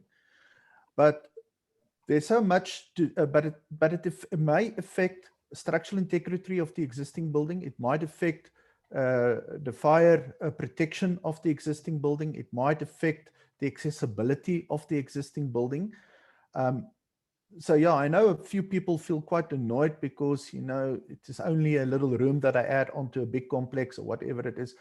But you have to take the whole building and the whole function of the building into consideration when you do a little addition. And a little addition sometimes can do more harm to the building than what a completely new design can actually do if it's not done from the start. Yeah. Thank you, Mr. Decker, for that description. There's another question here from Videsh Kumar Udu, and he states that for more than a year now, separate and individual RPs have asked for the transitional documents to be shared and embedded into the IDoW. The VAs are to comment on this document prior to publication to ensure fair process, especially for the missing middle architecture that was previously and is currently disadvantaged. Mr. Budu, if I may perhaps put you at comfort, the transitional documents you are referring to will be shared by the registrar with all the VAs. I do note and I appreciate the frustration you may have encountered with regards to you know, those policy documents not timelessly shared with yourselves. But we do have those documents. We have liaised with the Competition Commission in terms of fairness with regards to the clauses within those policy documents. We have consulted CBE in terms of those mechanisms and ensure that they are not restrictive nor are they exclusionary, and they encourage transformation within the industry. So I will be happy to share those enabling mechanisms to be perused by yourself. Okay. There's another query from Marcel Peter. He says, question has been raised as to whether special dispensation is also applicable to technologists and senior technologists, as presentation creates the impression that only trust persons are being addressed. Marcel, if I may put you at comfort, special dispensation is applicable to the three lower categories of registration: the draftsperson, senior architectural technologist, and the architectural technologist. And you can use that platform to allow yourself to carry on doing work which falls outside the scope of your category. And once your application and POE has been assessed by a panel and is peer reviewed, permission and consent will therefore be granted by the panel. So in that, I really encourage all lower categories to take up this opportunity to apply for RPL, limited special dispensation, and special consent, because we have this period of a year to get our houses in order in terms of being allowed to do specific types of buildings. And we are also communicating with the municipalities. We are communicating with government agencies, government departments, in terms of procurement strategies, to ensure that only competent registered professionals are allowed to do work as according to their competency, their qualification, and their expertise. So I'm really encouraging everyone, especially those lower categories, to take up this opportunity so that you may get your houses in order. Councillor Mohammed Moideen, do you want to perhaps add on that query from Mr. Marcel?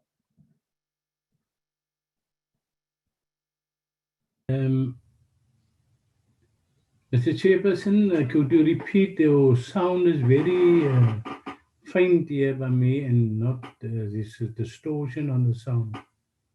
Okay. All right. All right. Let me use my headphones.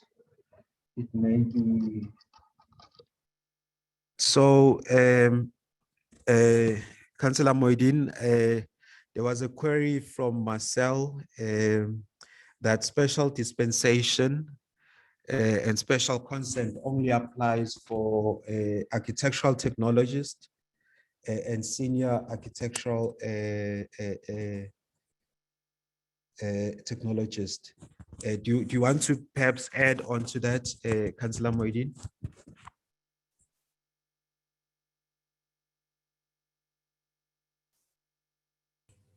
Yeah, limited special dispensation that will and special consent that will go to the lower for especially the draftsperson and your technologist, because it affects them most, for work that they've been doing and of higher level, where you do work of a higher level that your education normally require, because a draftsperson NQF 5 and technologist NQF 6. But if you've been drawing without outside of your scope of work that allow you, then you must apply for a limited special dispensation. That is for the projects that you already did. And when you apply for special dispensation, that is for a certain type of building. Say, for instance, you've been working for a company that specialize in fire stations or doctor surgeries or hospital, then you can apply for special consent. Thank you, Mr. Chairman. Thank you, Mr. Moideen. A follow-up question to that, Mr. Moideen, will be, how long will Lsd be valid? Can you elaborate, Mr. Moideen? Yeah. From the time of publish, it will be valid for 1 year. But okay. Like Mr. Dekker iterated earlier, it could be extended. We must now see what amount of applicants we get and the workload. This does not just come overnight now and everybody's satisfied. It will depend on the demand and the workforce of SACP how SACP got the necessary manpower also to accommodate everyone at one time. Thank you, Mr. Chair. Thank you, Councillor Moidin. There's a query here from Brett Bauer. He says, how will the municipalities recognize who has special dispensation and who does not? Mr. Bauer, once you have been assessed by the panel, you will be granted a special consent and permission, and this will be in a form of a documentation which merely states that you are allowed by a regulatory body to do that specific type of a building. And this information will then also be communicated with various municipalities to ensure that they do not exclude those RPs who have been assessed and upgraded and granted a consent to do those specific building types. So in a nutshell, municipalities will not be in a position to refuse accepting your building plan submission because you are, you fall within a lower category, but you will have documentation that proves that you have been assessed to do that specific type of building. As I've indicated earlier, SACP prefers that our RPs rather adopts the overarching mechanism, the recognition of prior learning, whereby you are then afforded the opportunity to be upgraded to the next level. This is a preferred mechanism because it will then allow our applicants to do various building types as opposed to only being allowed to do a granted permission to do a specific building type. So in that, I encourage everyone to, apply for RPL so that you are then, your competency is assessed. All right, there's another query from Christo van der Berg. Okay, he says on the practical side, how does SACP expect us to provide proof of work done in the 70s and 80s when all drawings were done on paper and submitted? How can we provide proof of such work? So I think my response on this one would be there are various methods to document the work that a registered professional may have done over the years. And we appreciate that drawings may not be readily available for submission to the panel to be assessed, but there are other means for one to convey the message that this particular building was done by yourself, either using photography or any similar methods to document the completed works. So in this, Christo, I'm saying you can document earlier work and it will be assessed by the panel.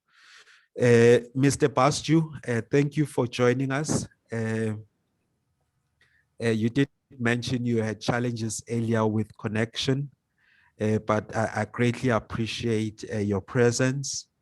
We are now dealing with questions from our RPs and VAs, and I'm happy you've connected and will be assisting us to answer some of these queries. Mr. Bastu, do you want to perhaps say a word or two?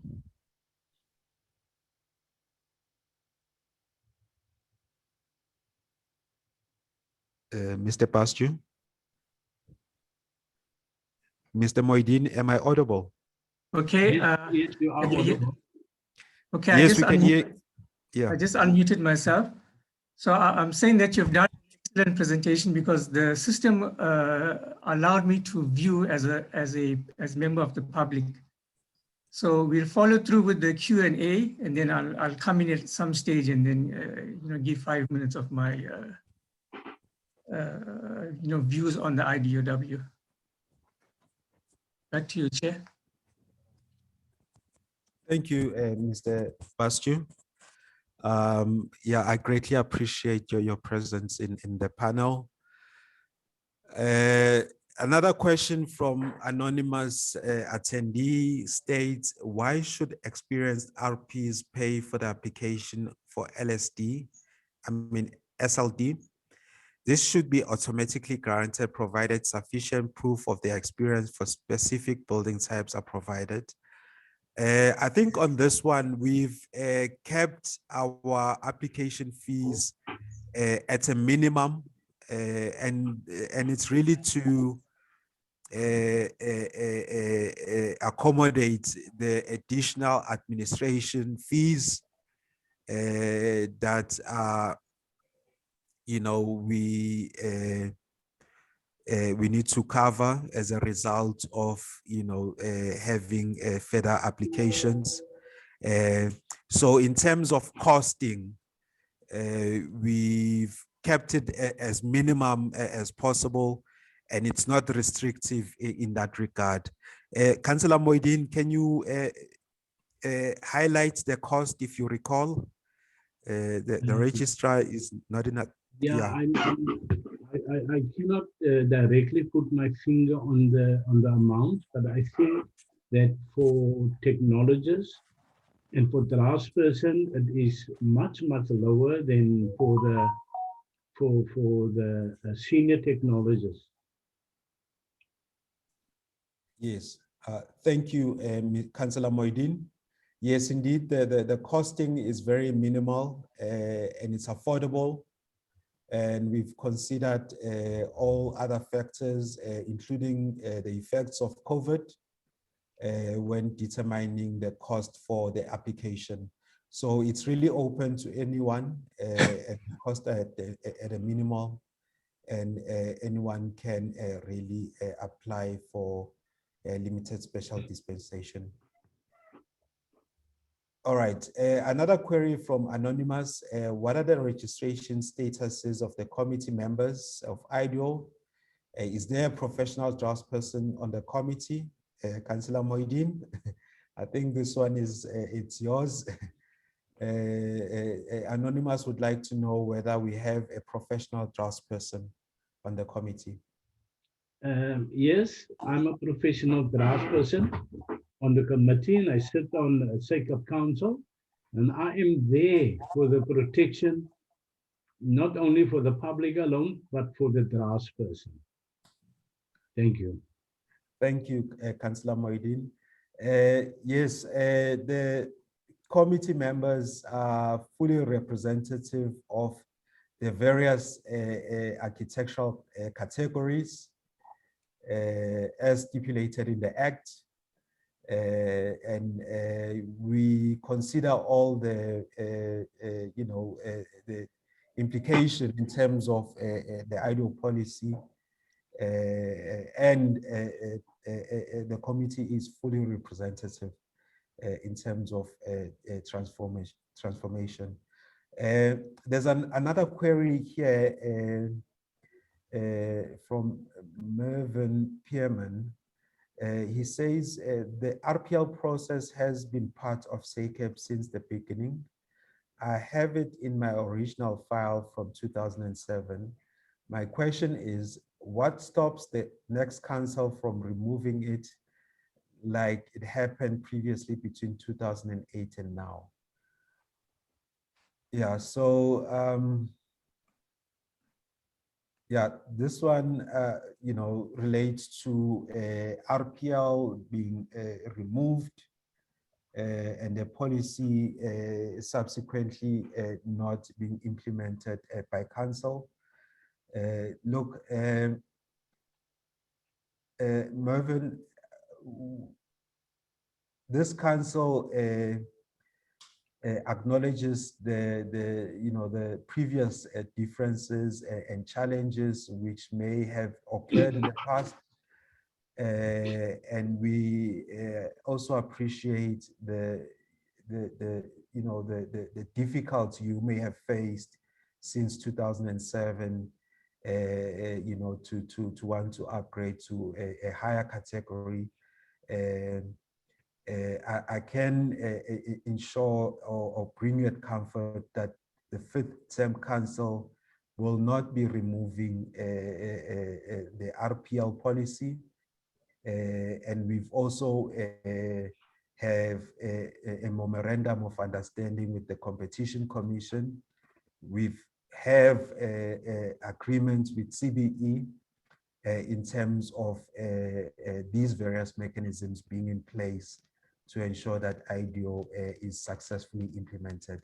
So in that, I'm saying RPL will not be removed anytime soon, and it's going to be a policy which will continuously be implemented. Yes, Mr. Pastor. Chair, can I just add as well? I think Yes. one of the key acceptance of the current IDoW by the Competitions Commission was the three mechanisms: the special consent, the Lsd, and the RPL. So going forward, if any other council comes and attempts to move it, there is recourse for the registered professional, because our document was accepted on the basis that it will not be restrictive and exclusionary. So these mechanisms are enabling mechanisms that allows the RP who over a number of years gains experience and then can use either one of those mechanisms to then upgrade at a higher level to do so that they can access more work types. So I think going forward, we have set the standard now. And it's very unlikely that another council will come and remove it. And RPL, if you look at the RPL, if you look at the articulation policy, the national objectives of government, RPL is one of the founding principles to actually redress the imbalances in the country. So going forward, I think as long as the universities don't provide an alternative, RPL will be with SACAP for a long time to come. Thank you. Back to you, Chair. Thank you, Mr. Pastu, for that description. The next query from Pierre Opperman, he says, must we submit all plans in portfolio of all double stories and pools we have done, and with a letter from engineer we are working with? I think the query from Mr. Opperman relates to an application for either RPL or special consent or limited special dispensation. And the answer really, it's yes, you must submit all the work you've done to date. You need to submit 5 projects, 5 previous recent projects, or in the portfolio of evidence, and these will then be assessed by a panel, and you will an outcome will be made by the panel regarding your competency. Okay, there's a query from Mr. Aesop. He says, was special consent approved previously? And the answer is yes, special consent was approved by this council, and it has been also approved and adopted by CBE. Okay, I'm going to focus on the queries that are core to IDoW.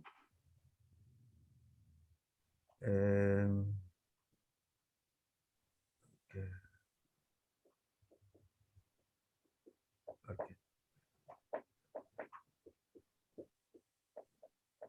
Okay.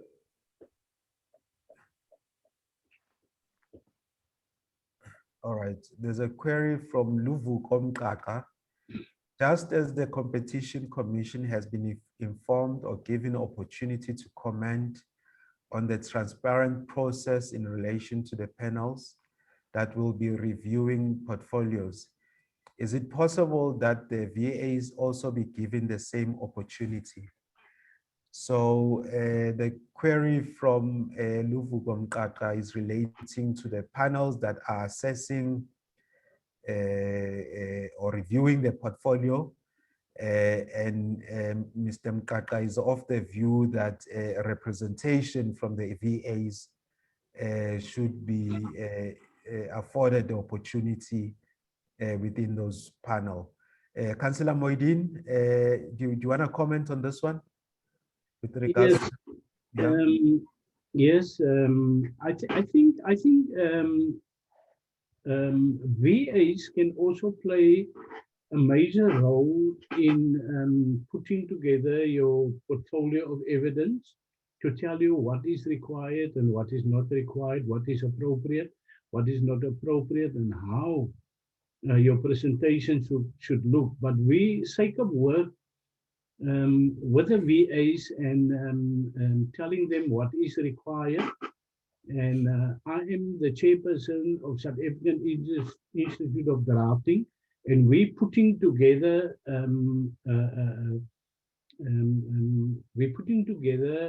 CBDs meetings where we will empower our members how to put a portfolio together. And so that when they come there, I think the biggest problem for upgrading is people does not know how to put a portfolio together. Some people still draw by hand, and they want to know what is the disadvantages drawing by hand and whatever. But it's all about empowering and knowledge. And how do you acquire knowledge? The VAs must make it possible for you to put up courses there, like the universities failed us, and even government failed us. But now I think the VA should play a major role with SACP to take the hand of the draftsperson and the technologist and see that they are fully equipped of how to put a portfolio together. Thank you, Mr. Chairperson. thank you, Councillor Moideen. There's another query here from Pierre Opperman. Or rather a statement, he says, Advocate Fiduli says that limited special dispensation is only for a year. Advocate Lsda is for a period of a year. Thereafter, you can apply for RPL or special consent. Mr. Bastu, do you want to highlight or respond on this statement from Mr. Opperman? Okay, I think what Fudili was alluding to is that you have a window of opportunity of 1 year to apply for Lsda. Once you miss that window of opportunity, you will then have to use the other two mechanisms, because the Lsda has a sunset clause in it, meaning that in 1 year, it will fall away. So we as SACP is making an appeal to all of the RPs to make use of that Lsda, especially if you are in practice, to identify all the work that you have been doing outside your category and create a portfolio of evidence and present it to SACP, so SACP can give you a certificate to say that you will continue to do this type of work. But if you miss that opportunity, it won't be made available again. So you will have to use the RPL or the special consent. So our appeal to our RPs is to please use that, or to our professionals who are in practice, to please use that mechanism ASAP to submit your portfolio and don't lose out on this once in a lifetime opportunity. Back to you, Chair. Mr. Chairman, can I just add something to that?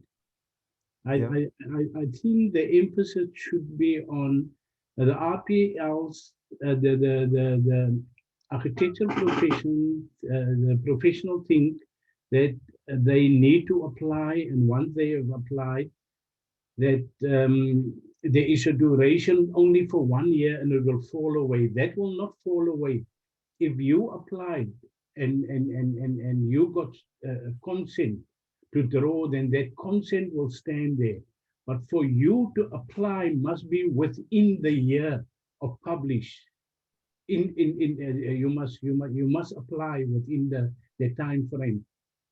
And it's not to say that it will fall away after a year. You would not be able to apply within a year. Thank you. Thank you, Councillor Moedin. Thank you, Mr. Pascu and Mr. Decker. The next query relates to finances. Nompilo Okredede. She says there needs to be transparency in terms of the price implications for these different programs. If taken from the professions, finances are critical aspect, as we know that the lower categories of registrations are not paid very well. Nompilo, perhaps just to answer your query, we have considered the cost implication relating to applying for these various mechanisms, and those costs will be kept at a minimum and will only cover administrative costs. And we want the process to transform the profession, and we want it to be open to the majority of our RPs and easily accessible. So in terms of cost, it's going to be at a bare minimum, and it's open for anyone to apply who possesses the experience to do such work. Committee members, any comments on the costing? No comment from me, Chair. Thank you. No comment. All right, there's a question from Anonymous. If one obtains a limited special dispensation within the 1-year window frame, window opportunity, does that mean that one can continue to do that particular type of work which has been granted throughout their continued career? Mr. Pascu, do you wanna provide clarity on that one? Chair, once you use one of the mechanisms, you will continue to do that work, because SACAP will be issuing you with a certificate saying that these are the 5 or 6 identified work types outside your category of registration which you are allowed to do. So you will not be impacted negatively on that process. This one. Okay, thank you. Thank you, Chair. Thanks. Another query from Colin Scott states, any regulatory requirement is only as good as the effectiveness of the policing of the regulatory policy. What are the processes in place for municipalities to know the RP making the application has been given Lsda or special consent for the specific building types and competencies, when the application for approval only requires a notation of the applicant's registration category and number? Mr. Pascu, do you wanna? Chair, I think that the professionals are not aware that SACAP has now the registered BCOs on the SACAP committee. So via the BCOs, this all of this information will be transmitted to the municipalities. And once an applicant or a registered professional is granted permission, he will be issued with a certificate to say that these are the work types that I'm allowed to do. And the municipality will be able to monitor this. The second thing is that SACAP has introduced the privy seal. So going forward, I think via the BCO representation, the municipalities will then insist on all your applications having a privy seal. So privy seal will be able to track the RP in real time as to his registration status, and he's not doing any work outside his competency. So going forward, once SACAP has all the mechanisms in place and has discussed with all its stakeholders the way forward, we will be finding that there will be mechanisms for monitoring and evaluating the applicant, and whether he's deemed competent to do that work. Thank you, Mr. Pastor. Next question from Selvin Reddy states, my understanding is that the LSD is valid for a period of 1 year. Thereafter, the professional will be required to do RPL or special consent. Will this still disadvantage the previously affected professionals with years of experience? If this is the case, there will be duplication of costs incurred. LSD should be equivalent to the OPA clause. Please clarify. Mr. Pastor, do you want to? We did speak to the cost implication for RPL, special consent, and the 1 year for LSD. Do you want to clarify this query from Selvin Reddy? Okay, Chairperson, I'm not following on this chat here, so I can't what exactly he was asking. But in terms of the limited LSD timelines, we are saying once you miss that timeline, then you will have to use the RPL or the special consent. However, these are not these are not exclusionary mechanisms. They are meant to be exclusionary, and this was one of the bases on which the Competitions Commission had accepted our IDoW. So going forward, that any mechanism that's in place after the LSD is meant to be inclusionary, meant to be transparent, and is meant to have an element of unbiasedness in it. So going forward, the RPs can be guaranteed that the mechanisms in place now will not exclude anyone from participating at a later stage. Back to you, Chair. Mr. Chair, can I just add something here? I think Yes. I've picked up what the problem with the LSD is and with what the year period is. Now, the year period is to apply for LSD. Once you've got LSD, that is not going to expire after a year. And I think that is what a lot of people perceive it to be. That year is actually, oh, you get LSD and then it expires after a year and then you have to comply.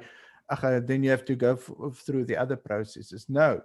Once you've got LSD, it will go with you to your grave. With other words, it's there for life. You've got LSD once, and that is then part of your category of registration. So it's not a thing that will expire 1 year after you've got it. Thank you, Mr. Decker. I greatly appreciate that description. The registrar has indicated that the application fees, as I've alluded earlier, that they are not meant to restrict anyone from applying. The application fee for all categories of registration is 500 Rand. The assessment fees, professional architectural draftspersons, is 2,000 Rand.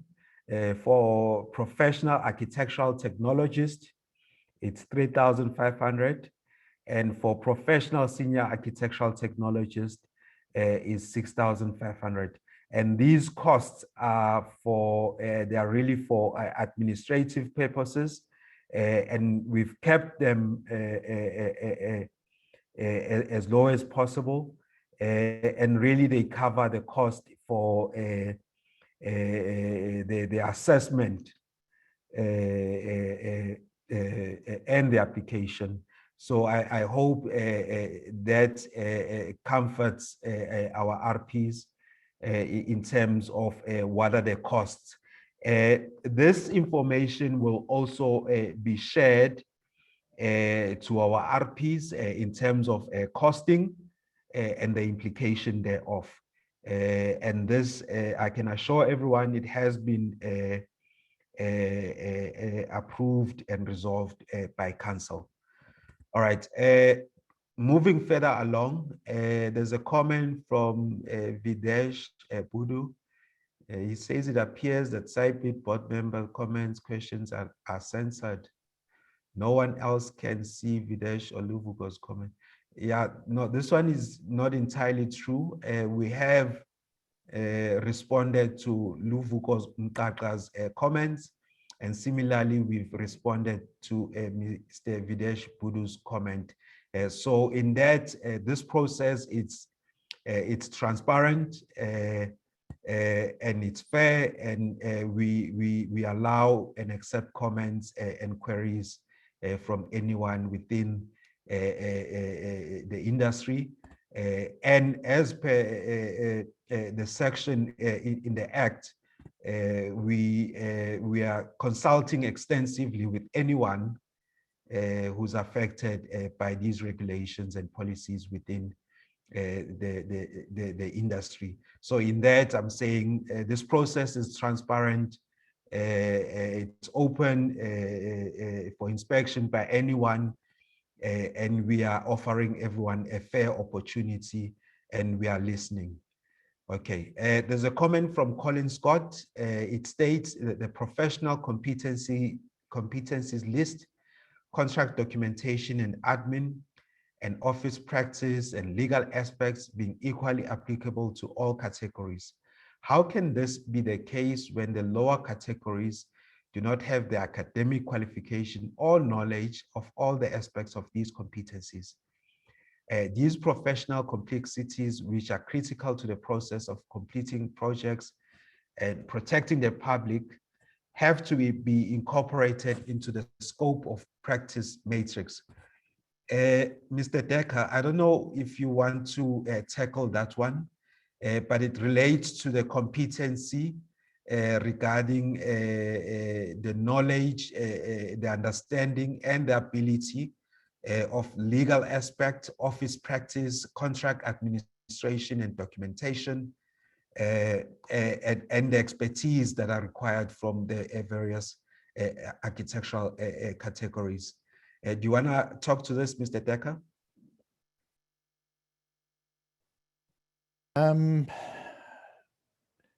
Can I just think a little bit about that before I answer? All right. All right. No, that's fine. That's absolutely fine. Mr. Scott, if we are unable to answer any of these queries, these will be brought up to the committee members, and a response will be supplied to yourself and anyone in terms of the query and whether all these other categories should be compared equivalent in terms of the competency they possess for contract documentation and administration. All right, so I'm moving along. I don't know whether if any of the committee members want to try and attempt to answer that query from Colin Scott. Anyone? Chair will allow Franz Decker to apply his mind. And, Okay, all right, thank you. All right, so there's a query from Luca Louis Mukoke. He says, how can the RPs report corrupt and unfair malnights of local authority official in respect with plan submission and approval? Advocate Fiduli, do you want to tackle this one?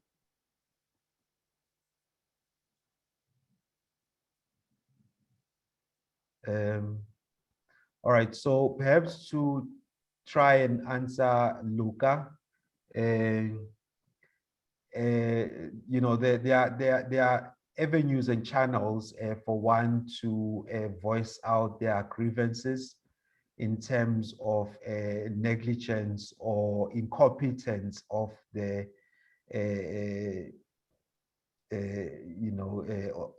local authority officials.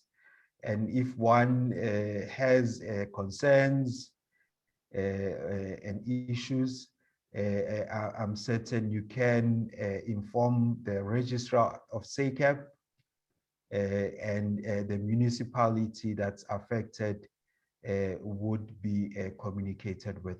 So this one, it's not called to IDoW, but it's really a matter of a communication. There's another query from Colin Scott. He states a number of important comments made on the draft policy prior to publication made by the PIA have not been implemented or responded to in the published document. These have been raised as they are critical to the understanding of the requirements and protection of the public and participants in the built environment process. Will there be the opportunity for interaction with CBE and CC through SACEP to address these and incorporate them within a future revision to the IDoW policy? Registrar, do you want to talk to the Chair, Yes, you may. Chair, can I just add one sentence?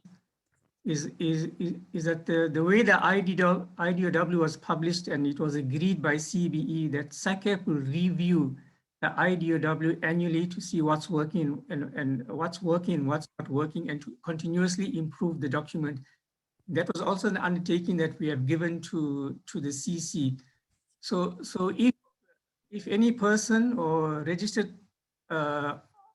if any registered person or BA has solutions to any problems or can improve the document in any way whatsoever, they're most welcome to submit to SACEP their suggestions and how to improve the document.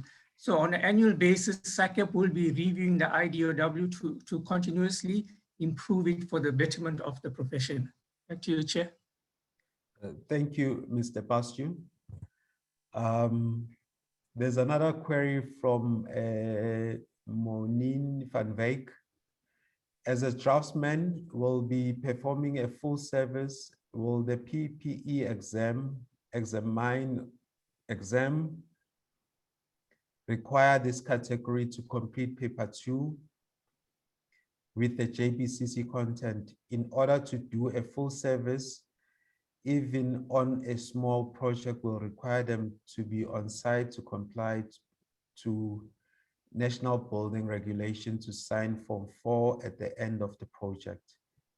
All right, so this query from Monien van Wyk is regarding draftspersons, whether they will be required to write the PPE exam paper 2 with the JBCC content. Councillor Moideen, this question is not called to IDoW.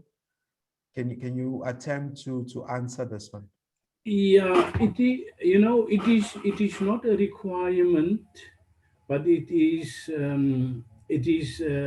not the requirement, but it is essential that you should know the code of conduct, because writing the PPE exam, that is where dealing with contracts, with why you should employ quantity surveyor and things to empower you to be able to do the job. So it is advisable to do it, but it's not compulsory.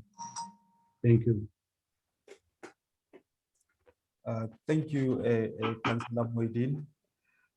There's another query here, and there's quite a number of them which are with a prevalent reoccurring theme, where our RPs are requesting that we share the IDoW document with them. The document has been published, and I'm certain it's available on our website. However, if you require the document to be emailed to yourself, you can request so with the office of the registrar. But this document has been gazetted in the government, and it's available to the public, and you should be in a position to download the IDoW published documentation. Okay. All right. A query from Valerie Poyas. What is the time frame for a response to a request for limited special dispensation I applied for RPL last year and that took ages. Mr. Bastu, do you want to tackle this one? Okay, I think Moideen will be better suited to, because he knows the history of the applicants that applied for, before or during between 2015 and 2018, that backlog that existed. So Moideen, I think you might be in a better position to answer that question. There was a backlog Yes. that existed. Yes, indeed, there was a backlog. And because we are now fifth term council, we took over from fourth term council and we had to honor all their agreements and policies that they wrote. And we worked through the whole list. And I think whoever was on that list had been attended to. And now we're busy with writing new policy because of fifth term council and because of transformation. And, we alter, as we see mistakes was done in the past. That's why we're rewriting the whole policy of RPL. But whoever apply will be attended to. And we are busy with that now, especially for the previous disadvantage, where people were not given the opportunity, to educate themselves via education. And but whoever apply now, I'm sure that you will be attended to. Thank you.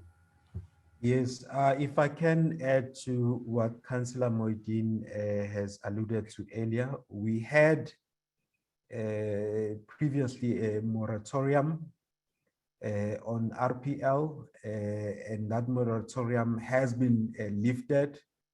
We are accepting all applications for RPL, and we appeal and encourage all our RPs, VAs, to apply for the recognition of prior learning, so that as many of our RPs can be upgraded to higher categories of registration. We take the issue of transformation quite seriously within the profession, and we want to transform the architectural profession and have as many RPs in the higher categories of registration. RPL assessments have been ongoing. We have been assessing some candidates, and a large number of them have been upgraded to the next category. So it's really important that our RPs take up the opportunity and apply for an upgrade. There's a query from Johan Kotze. He says, if I understand correctly, IDoW limits an RP on projects when appointed as a principal agent. When it comes to designing of certain projects, how does IDoW affect draftspersons working in conjunction with civil structural engineers when engineers are appointed as principal agents? Councillor Moideen? You are muted, Councillor Moideen. Yeah, the appointment of principal agents and quantity surveyors and engineers, that should be in your client professional agreement. That is why it is also important, like Maureen van Wyk reiterated earlier, that you should do the PPE exam. Thank you, Mr. Chairperson. Thank you, Councillor Moideen. Chair, can I also come in on this question here? Yes, I Mr. think Dekker. doesn't matter who is working with who. It doesn't matter if you're a draftsperson or an architect working with other people of the professional team. As the architectural professional, your main duty as the principal agent and principal principal agent then of the client, is not just to be the PA in terms of the building contract that you have to administer, but you are also supposed to do project coordination. If you look at the scope of work as published by the CB, that is the sole basically, or the main purpose for having, actually, apart from the design, the architectural professional there, because he's the one that sees the overall picture.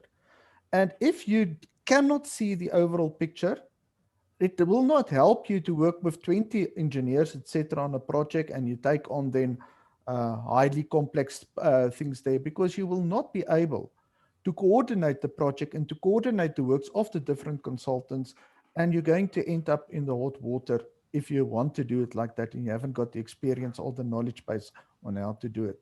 So I know that a lot of people say, yeah, but I'm working with the structural engineer, so why can't I do a 3-story building, etc.? It's not just about, oh, I'm working with this person. How do you do the project coordination? If you were not trained or haven't have the knowledge as yet to do the coordination of all the different aspects of the project, to in the end say, okay, what everybody did was actually okay. And if I can come back to Colin Scott's question here, I think the same is applicable here. First of all, we have to remember that when we look at the practice matrix, it's for newly registered professionals. Okay.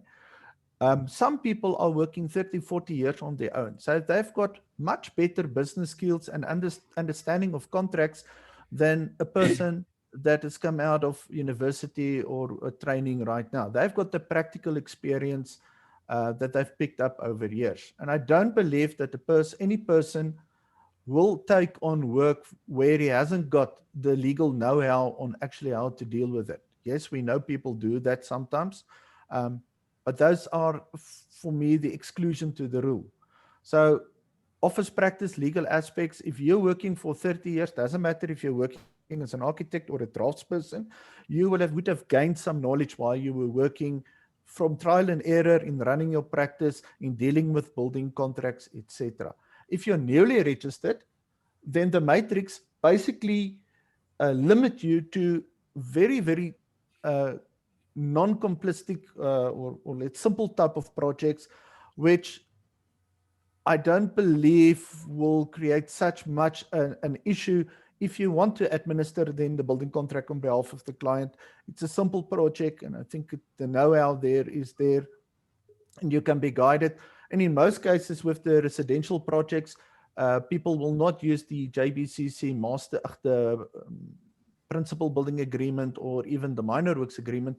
They will go to contracts like the JBCC small and simple works contract, or they will go to what do you call it, the master builders type of contract, where the professional is only going to do inspections to see if everything is okay, and the owner is actually going to administer the building contract. So I think sometimes we actually see this out of from a wrong angle. And we try to apply what we do in much more complicated projects to what other people do in much simpler type of contracts. Thank you. Thank you, Mr. Decker. I greatly appreciate that description, and I hope it brings clarity to the affected RPs. The next question is from CJ Faniker. He says, will there be a document or PDF released on how and where this whole process will work and all that information? Mr. Faniker, the information will be shared on the SACEP website on how the application of these various mechanisms, the application process, and any other queries you may have. You can contact SACEP offices, and information would be clearly shared with yourself. So I am aware that the SACEP website is under construction. However, the information that is required regarding IDoW and the various application for RPL or special consent or limited special dispensation will be made available on the website, or you can contact the office directly. All right, another query from Marcel Cuter. He says the previous question about LSD is not related to how long one has to apply for LSD. He says, will it apply to the individual? Mr. Pastu, will LSD apply to the individual? LSD is specifically for the principle of a practice. So when a principal uses the LSD mechanism, he's going to identify all the work types, and he's going to use the LSD to allow permission to be granted. So if you are working in a company, you may have to use the special consent route to apply for permission to do work outside your category of registration. Yeah. I'm not sure if that answers Marcel's question. Yeah, I think that should be fine, Mr. Pastu. The next question from Vivian Hobbs. I see you have attempted to answer Mr. Pastu. It relates to the number of professionals who will be applying to upgrade their categories. How will we all be able to be assessed positively in the time frame of 1 year? And since this undoubtedly is near impossible, this is going to be affecting our livelihoods, even applying for special consent, etc. Will we be losing clients? No client who needs work done will wait for these applications to be assessed. Mr. Pastu, do you wanna come in again? I see you attempted answering this query from Vivian Hobbs. Chair, I think the way the SACAP committees are structured, we're finding that we have the IDoW whose mandate was specific. We're then saying RPL, special consent, and LSD, falls within the education committee. And within the education committee, there's an RPL committee. So we are quite positive that the education committee, together with the RPL committee, will be able to deal with the large volumes of applications. And if there is any delays, then I'm sure SACAP will grant an extension and not allow RPs to be discriminated in any way whatsoever. All right, thank you, Mr. Pastu. There's a question here from Jenny Collins. It says, I understand that the RPL process is preferred rather than LSD or special consent, but the cost is incredibly high.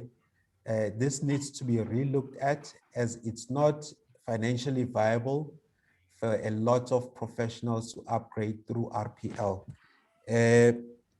Jenny, if I can go back to the communication from the registrar, the application fees for all categories of registration is 500 Rand. The application fee is 500 Rand. The assessment fees for professional architectural draftspersons is 2,000 Rand. Professional architectural technologies is 3,500. And professional senior architectural technologist is 6,500.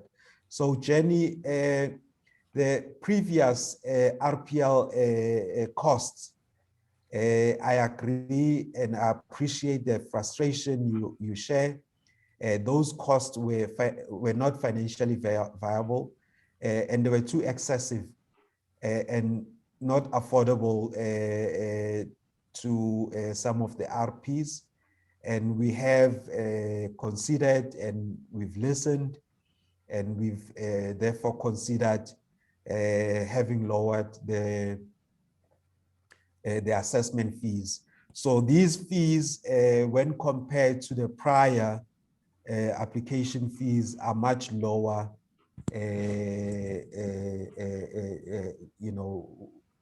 comparatively. And we hope with these revised fees, that the process is now accessible to as many RPs, and it's not inhibiting or exclusionary in terms of accessibility. So again, an appeal, apply if you can, so that you can be upgraded to a higher category or be allowed to do that specific type of building. Okay, so Rasi Mayberg says, once you are granted your LSD, for how long will the consent be valid? Mr. Decker, do you want to tackle this one? How long will consent be valid? You are muted, Mr. Decker.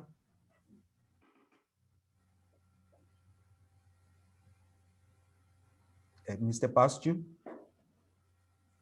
Chair, once an RP applies for LSD, there's no expiry date on that LSD. So you'll be given a certificate stating that you are competent and capable of doing these work types outside of your category of registration. And therefore that will not have an expiry date on it. So once you're granted that opportunity, it won't be taken away, from you, from the RP. Yes, thank you, Mr. Pastu. Mr. Moidin, you want to add? Yeah, Mr. Chairperson, I think the biggest confusion here is you got to apply within that year of publish. You got to apply. There will be a cutoff date. And after the cutoff date, then if you've applied and you've been granted permission, that permission is there forever. It's not that it's going to be taken away. I think most of these PRs think that after the year, it will be like Mr. Decker reiterated there too. It will not be taken away, but your application should go in within the year of publish of the IDoW document. Thank you, Mr. Chairperson. Thank you, Mr. Moidin. Yes, so that consent is not project specific. Once you have been granted during that 1 year period, you would be allowed to do work for that specific building category. The other application which our RPs or VAs may not be aware of is the special candidacy application, whereby we are, SACEP is assessing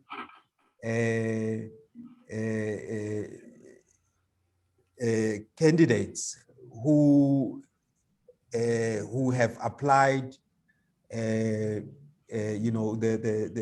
those who've applied from, who have been working within the industry for some time, and those candidates who possess the experience and they can demonstrate that they do not need to work for a period of 2 years to acquire the candidacy period. We exempt them so that they can then proceed and write the PPE exam. So that's another initiative that SACEP has adopted to ensure that we have as many RPs being upgraded to professional status. So I'm appealing again, and I'm really encouraging everyone to take up that opportunity to apply for special candidacy exemption for anyone who's still a candidate and wants to write the PPE exam, and really,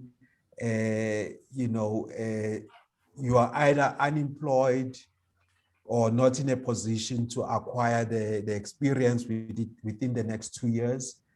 We have that opportunity for you, to then apply for special candidacy exemption to immediately be allowed to write the PPE exam. So please take up that opportunity, and yeah. All right, another query from the Q&As, it's from Charles Mugwagwa. He says the fees for RPL process are not all encouraging for anyone desiring to apply to higher category. They are too exorbitant and already restrictive in light of the economic climate. Why are these fees so high? Okay, again, Charles, the fees, as I've elaborated earlier, they aren't restrictive and they are not exorbitant. The fees have been revised. The application fees are 500 Rand for all applicants. Assessment fees for draftspersons are 2,000. Architectural technologists, 2,500. Senior architectural technologists is 6,500. So those fees have been considered and they are not exorbitant, nor are they restrictive. So Mr. Mugwagwa, you can take up that opportunity and apply for RPL upgrade. Rasi Mayberg states, when applying for RPL upgrade from draftsperson to technologist, does this mean you are required to have a university degree, or will your experience alone be enough? Okay. Any of the committee members wants to answer this one?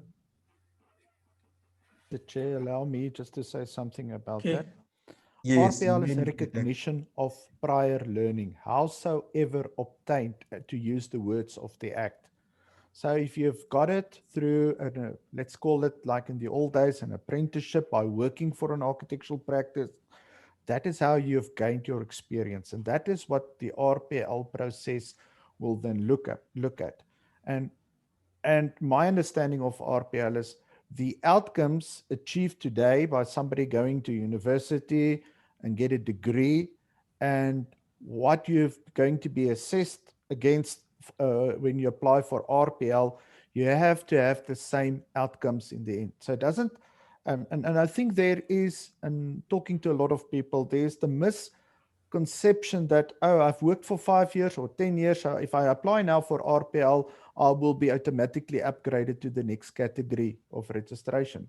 And I think that is far from the truth. I think it's much more harder to apply for RPL than actually to go and get an education and get a degree or a diploma or whatever it is needed to get to that category of registration.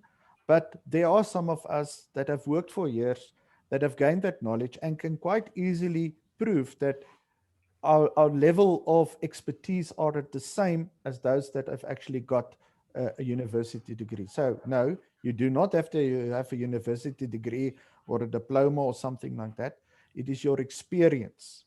You know, it's basically where they're going to assess you as if you had done an apprenticeship or work for yourself, but can prove that you have gained all those knowledge, plus that what a person would have got attending a university or a university of technology and get and have a degree then. If you have got a degree, obviously you will be assessed by SACP in terms of that degree, and that will put you in a category of registration. But if you want to use RPL, then is where they look at what did you learn while you were working. Did you actually learn anything? Because some people can work for many years and actually learn nothing, to be honest. So you must make sure that before you apply for RPL, that indeed that you've got all the knowledge, the know-hows, etc., that according to you, at least then, that you satisfy the outcomes for the higher category to which you want to apply to be assessed for via the RPL process. Thanks. Thank you, Mr. Decker. Thank you for that description. The next query from Luca Louis Mokoke. How old must the project be that the RP must submit for consideration to RPL? Mr. Moidin? It is advisable that you upload projects that was done in the last 5 years, but you're not actually restricted to that. Okay. Thank you. Thank you. A query from Monine van Rijk. Once your RPL is approved, will these professionals be first registered as candidates, which, and in that case, they will keep them from working independently for 2 years. So the query really is, once you upgraded, will first become a candidate. Members? Now, Mr. Chairperson, no, candidacy is not required, because if you are being upgraded to a higher category, you've got to have that skills level, and then you will be tested on the authenticness of the work that you upload. Is it really your work? So no, there will not be any intern. That is what the upgrade is all about. Thank you.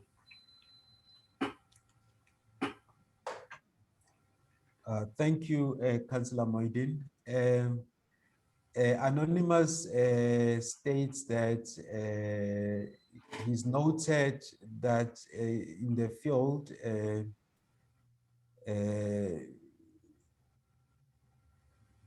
that technologists and draftspersons, when they are, they meet clients, they refer to themselves as architects.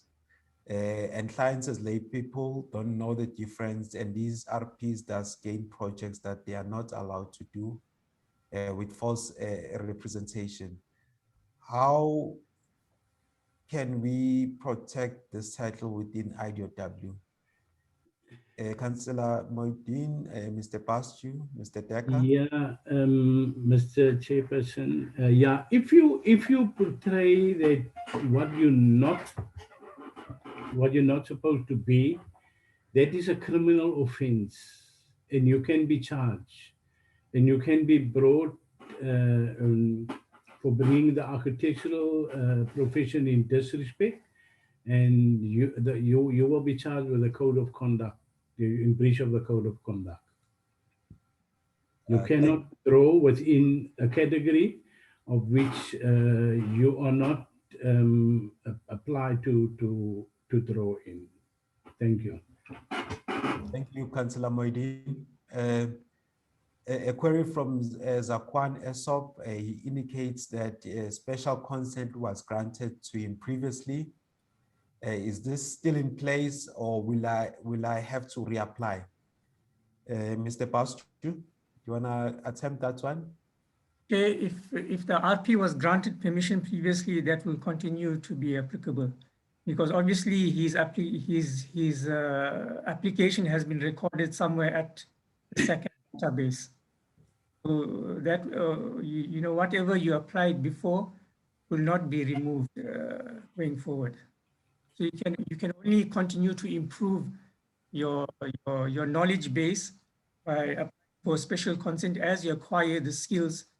At your workplace, you then do a special consent, so you start to build up on your portfolio of evidence, and you'll be allowed to do that. You'll be allowed to do more work types, and if you have granted a special consent before, and you now acquired new skills in different building types, then you'll do a new application, and that will be added to your certificate saying that I'm capable and competent of doing these types of work. Yeah. Thank you, Mr. Bastu. Sadaka Jaffa says she requests the link of the recording to be shared so that she can watch later. And certainly the link will be shared on our website, and anyone who wishes to watch again so that they clarify some of the concerns or issues they have, they can certainly be allowed that opportunity to watch the online link. Okay, Brenda Fansky, she says, when applying for special dispensation, what should we do? If we have less than 5 projects, and over what period? E.g., school is not a common everyday project. Colleagues, Councillor Moidin, Mr. Bastu, Mr. Decker, you want to attempt that one? So Brenda is saying she doesn't have the sufficient number of projects as required by the application for assessment, for special dispensation. For example, a school, she doesn't have an excess of 5 projects. Will this be limiting? Is this a barrier for her? Or can she still be allowed to submit that application for special dispensation? But Chair, Yeah. when we speak about core and non-core, this falls outside the IDoW committee. So we need to refer it to the education committee and just get advice from the education committee and then give feedback to the RPs on those RPs who do not meet the minimum requirements. So I think it won't be wise for us to answer on behalf of another committee. Yeah. Yes, thank you, Mr. Pastu, for highlighting that. And I think we need to do justice to Brenda's query. We will refer the question to the Education Committee and revert back to her and others in the FAQs relating to the minimum required projects to be assessed for a special dispensation or a category upgrade. Okay, another query from Charles Mukwakwa. It states the issue of homeowners association recommending RPs and contractors to do work, requiring RP intending to do work in the premises to apply and pay application fee is a huge concern and very uncompetitive and restrictive. This is an ongoing norm. In most cases, there are RPs in these homeowners association committee scrutinizing. If it's not fixed very soon, we will have LAs requiring RPs to apply to do work within the municipalities, as is the case in other African nations. What is SACEP doing about this?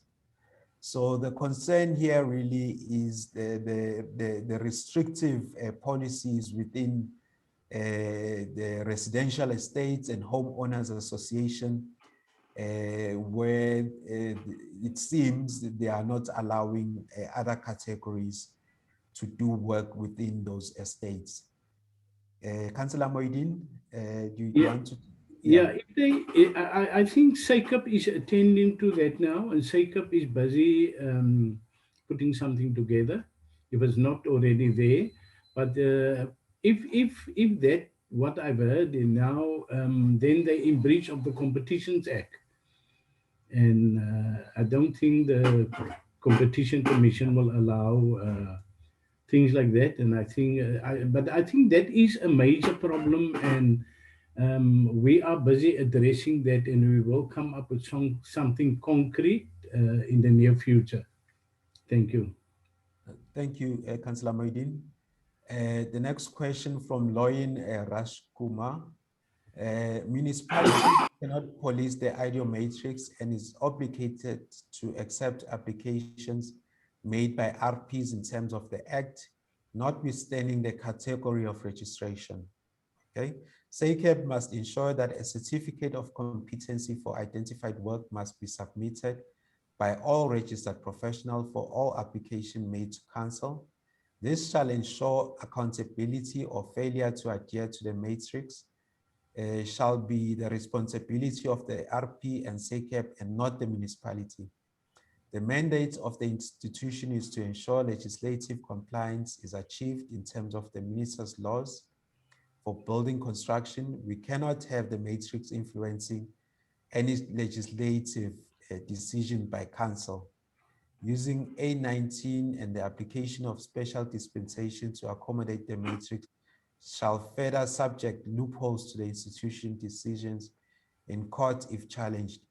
Mr. Decker, I know you're working quite closely with the updating with regards to the process of submission of building plans to the municipality in the other platforms we sit on. Do you want to perhaps highlight the issue of whose responsibility it is between SACEP, municipality or RP in terms of ensuring that a compliance certificate is submitted or a certificate of competency for IDoW is submitted to municipality when submitting plans? Do you want to highlight this aspect, Mr. Dekker? I can just quickly look at that. I've got the unfortunate or fortunate position to be the convener of Part A at the SABS, and Loyan is also part of that committee, being a building control staff member of one of our metros. So I can actually understand where the question comes from. But in administering the Building Regulations and Standards Act of the local authority, the local authorities also have to look at all other applicable legislation. And we all know that there's two court cases or two judgments made that are, the one say it is limited to this and that, and the other one say it's unlimited. And I think the requirement, if a local authority requires at least then a privy seal or the QR code for the privy seal to be displayed on drawings submitted to them, and that can be quite easily checked with free software on computers or cell phones by just scanning the QR code in real time. You can actually see if the person is registered and in which category. However, I think it will be quite difficult for local authorities to police the IDFW, to make every time sure that when a person has submitted a building plan to a local authority, that they are indeed entitled to do so. And that is a thing that we have to accept, because it's everywhere in life like that. So it is actually the responsibility of the RP to ensure that he only do work which he is registered for and capable of doing. And failure to do so is then a breach of the code of conduct. And SACEP do have then the responsibility, if a complaint is received by anyone, to deal with that, or if they're becoming aware of that.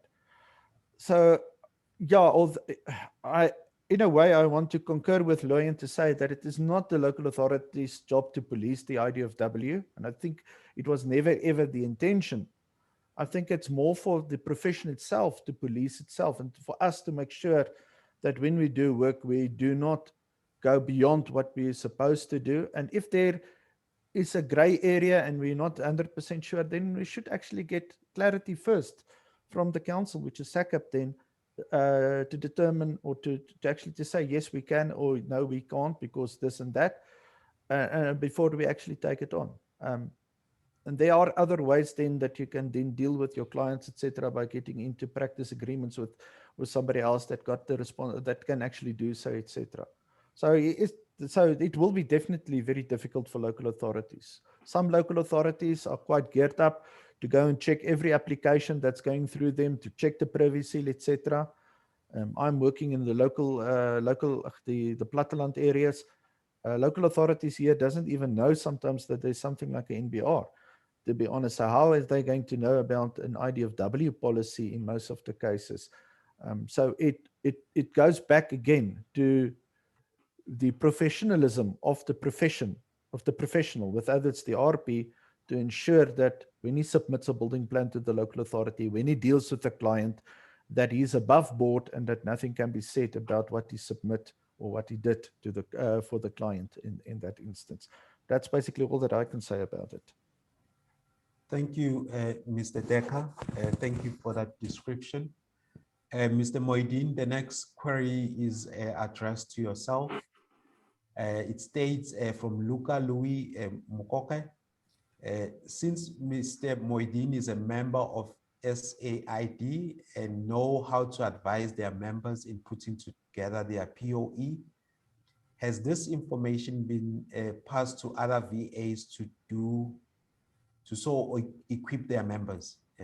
Councillor Moideen? No, we haven't got a mandate to tell other VAs what to do or whatever, and that is our policy that we will take. There will be a policy in place to. There will be a policy in place for us, but we cannot prescribe to other VAs. Thank you. Thank you, Councillor Moideen. I think essentially the information regarding how POEs are collated and put together, that information will be shared by the Education Committee to all our RPs and VAs. In terms of what projects need to be included in the POE, how the material needs to be presented, and the format thereof. So when one applies for an RPL upgrade or other mechanism, consent for the other mechanism, the administration usually does share information relating to how the portfolio can be collated and arranged to assist our RPs. Another query from Videsh Kumar Pudu. He says, IDoW and COC materially and adversely affects the rights or legitimate expectation of the RPs.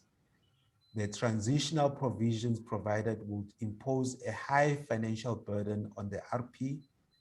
Act 3 of 2000 PAJA has provisions for administrative action that is procedurally fair when the administrative action which materially and adversely affects the rights or legitimate expectation of any person. With this in mind, LSD must not have a cost attached to it for it to be of any benefit to the missing middle in architecture. Mr. Basju, I know this query relates to the cost implication relating to the application. As I've alluded earlier, the costs have been reduced so that they are not restrictive and it's not a barrier for RPs. But Mr. Basju, do you want to maybe tackle this one in terms of the acts which have been quoted here by Mr. Pudu? Chair, PAJA says that when when an organization like SACAP makes an administrative decision, it must provide reasons for its administrative decision. And I'm not sure if that decision was provided. However, when we looked at the unfolding of the IDoW, it was a specific mandate in terms of the act that we had to produce an IDoW. So what happened historically was that in 2016, 2015 was a major realignment of the IDoW that moved away from square meterage to project complexity. And we then discovered that there's a whole group of people that may be disadvantaged.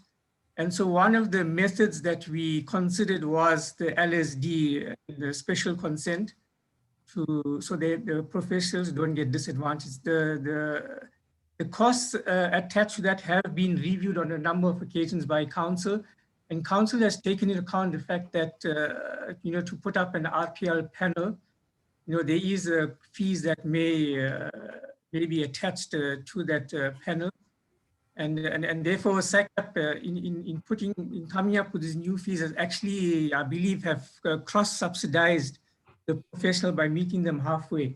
Because when you look at the historical fees, those fees were sitting around 38, 37, 40,000 Rand. So back in the day, it was highly exclusionary. We now try to make it inclusive. And hopefully if anyone feels that they they have been disadvantaged by the cost, they need to make an application to SACAP, and SACAP may then consider their application. Chair. Thank you, Chair, can I also just come in there? Sorry. Yes, Mr. Decker. I think I think people don't understand the whole reason why fees are charged for certain services that SACAP do render. As professionals, we pay our annual registration fee that covers the normal costs, or needs to cover the normal cost of SACAP. If I'm correct, I don't think SACAP get any subsidy from government, so whatever they do must be funded from what they get from the professionals that they're registered, and all the services like this here today, etc., cost money and it needs to be covered. Now, this is now something that is beyond the normal fees that can be covered by normal fees. There is a cost involved to that, as what's his name, the previous speaker have said, or the the committee member have said, and that needs to be covered. You know, SACAP in many cases here, those panels consist not of SACAP staff members that getting paid a salary that do their work. That is outside people that they have to contract to come and sit on these committees and on these panels, etc. And professional fees needs to pay to these people because they are professional people. So the cost of an application can be quite high. And as already said, I think a lot of these costs are actually now quite greatly subsidized by what? By what the other people, the normal people that just goes on and doing the normal work, don't want to go part of this. They already start subsidizing this. And we have to actually think what's fair is fair. You know, if you want to go through an LSD application, through a special consent application, or apply through RPL, that is a specific service that you require from SACAP that is not the normal service of just registering you're in a category and making sure that everything is okay through the year. That is additional stuff that actually have an additional cost tag to that, and that must be somewhere that money must come from. Thank you, Mr. Decker. I concur with yourself. Look, the prior fees for RPL were too exorbitant. And I agree with yourself that, you know, there are costs SACAP incurs, you know, to run these programs. And you know, unfortunately, we cannot offer them free of charge. We do also incur additional costs, and those costs need to be covered. Look, in the past, I appreciate and I acknowledge that it was too exorbitant. It was restrictive for our RPs to apply, but council has listened to our RPs, and we've duly reduced substantially the cost for assessments and application. So in that, I'm going to move along to the next query. And this one is perhaps relating, it's addressed to Councillor Moideen and Mr. Pastu, and relates to the OPA clause. It states, would SACAP consider some type of exemption from the IDoW for people that have been in the profession for 30 or more years with vast experience on projects not in their category? For example, professionals that cannot retire even though they are 60 years and older. So really the question is, would SACAP be exempting people with 30 or more years of experience? Mr. Moideen? Yeah, look, we cannot give them an answer. We know about the OPA clause, and that was also a point of discussion. But something like this must go through council. It must be proposed at council, and council must give an approval. So we can only take it back to council and get an approval. But we're not mandated to, we cannot just do this without council permission. Thank you, Mr. Chairperson. Thank you, Further to- Councillor. Yes, Mr. Pascu. Chair, further to Mr. Moedin's comments, it is that the minister who is the only person that can grant, an exemption in terms of the rules of SACAP. So if the need may arise in the future, then I'm sure SACAP would make an application with the minister to seek redress for those who are highly disadvantaged in any way whatsoever. I think for now, we're just trying to focus on this IDoW that's unfolding. Chair. Thank you, Mr. Pascu.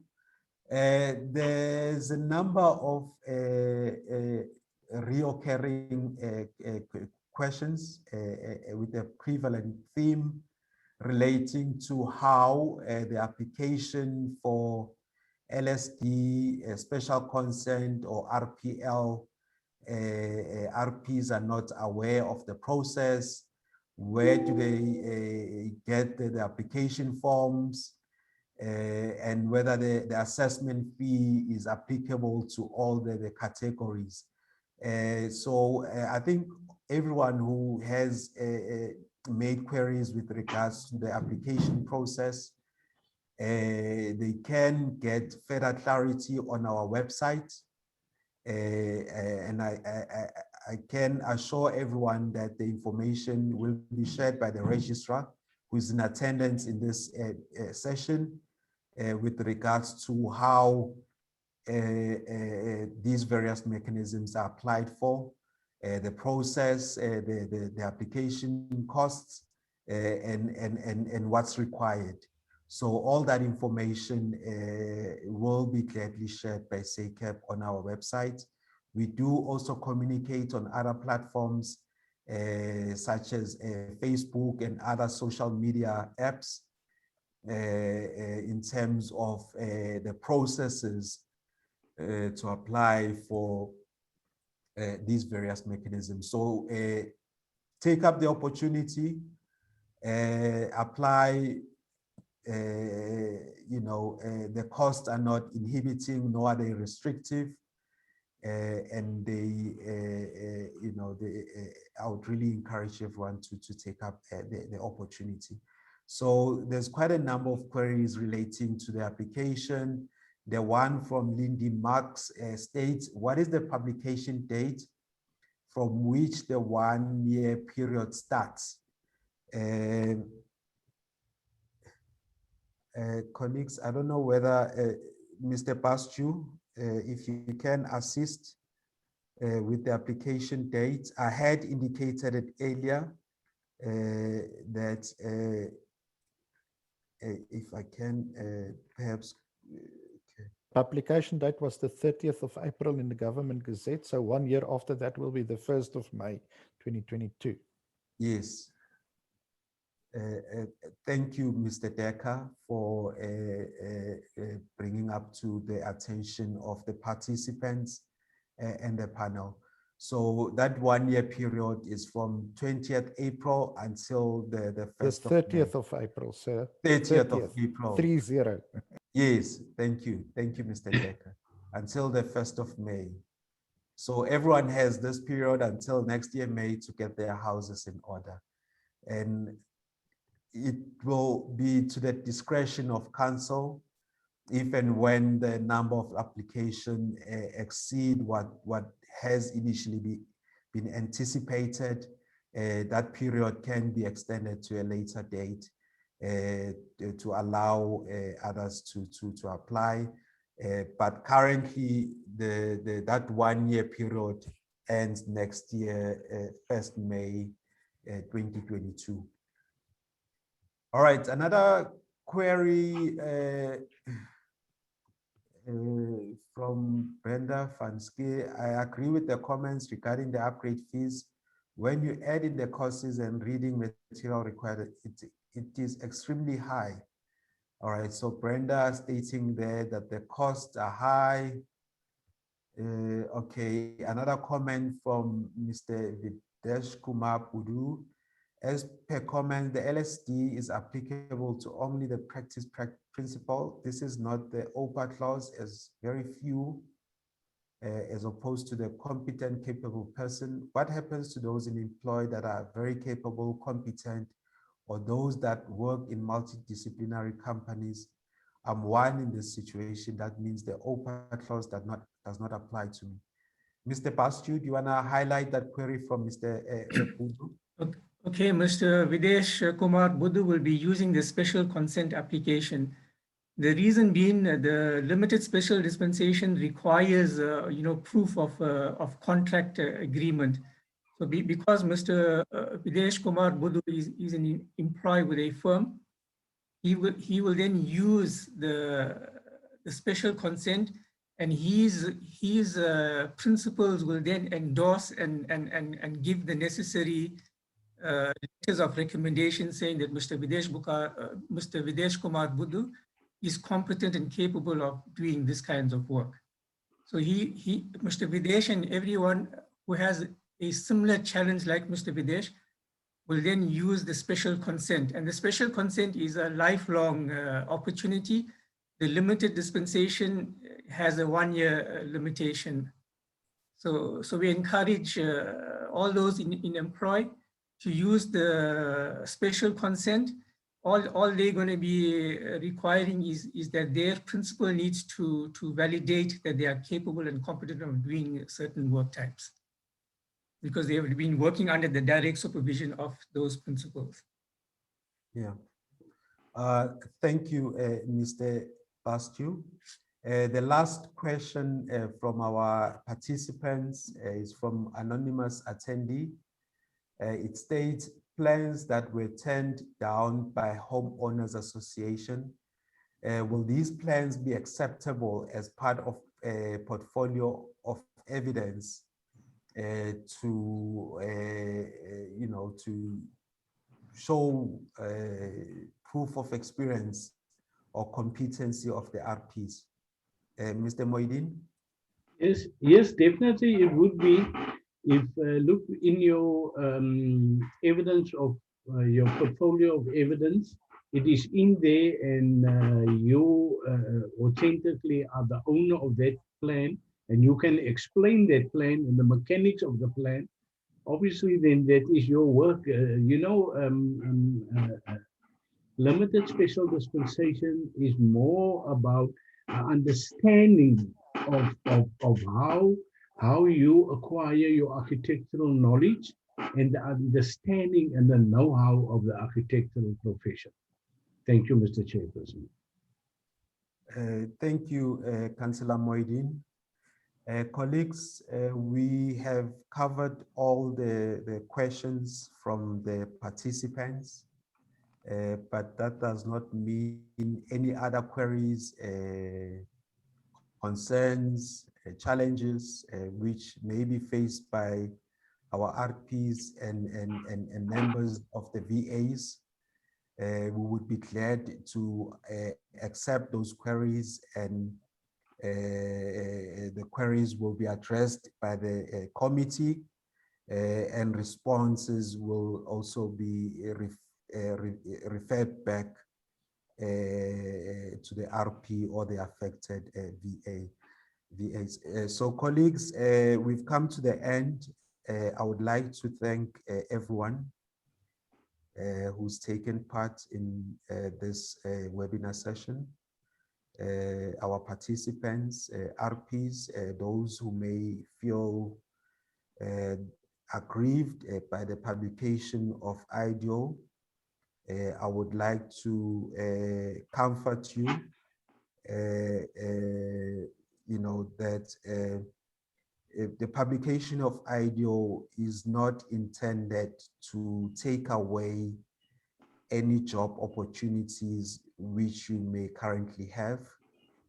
It's not meant to restrict any trade, any work that you are doing for your clients. And it's not also meant to exclude you from taking part or participating in the economy. We've taken the participants through various enabling mechanisms that are available to RPs, And these are RPL, special consent, and limited special dispensation. So these mechanisms are available to everyone. You can take up that opportunity, apply for an upgrade or be granted consent to do that specific work type. Our role as the regulator and the mandate of SACEP is to protect the public. And really, we are here to ensure that the work that's done by our RPs and anyone who's practicing architecture is doing so with due diligence. They are qualified to do the work. They are competent to do such work, because if we then are not meeting that mandatory obligation, we would have then failed the public and would not meet our statutory obligation. So in that, RPs, VAs, I encourage everyone and I appeal to take up this opportunity. We have this transitional period of a year until next year, May 2022, to get your houses in order in terms of being upgraded or be allowed to do specific work types. So take up this opportunity because if you don't seize this opportunity, you will find yourself in a position where it becomes difficult for yourself to do certain types of buildings or be allowed to procure within certain government departments. I had indicated earlier that we will be meeting the representatives from municipalities. We are engaging government departments, various government agencies, and we will be also discussing procurement strategies in terms of competency of the architectural professionals. So I'm urging everyone to really take up the opportunity to get their houses in order so that due to your experience and your competency, you are then allowed to do work. And this is not project specific, you'll be allowed to do the work.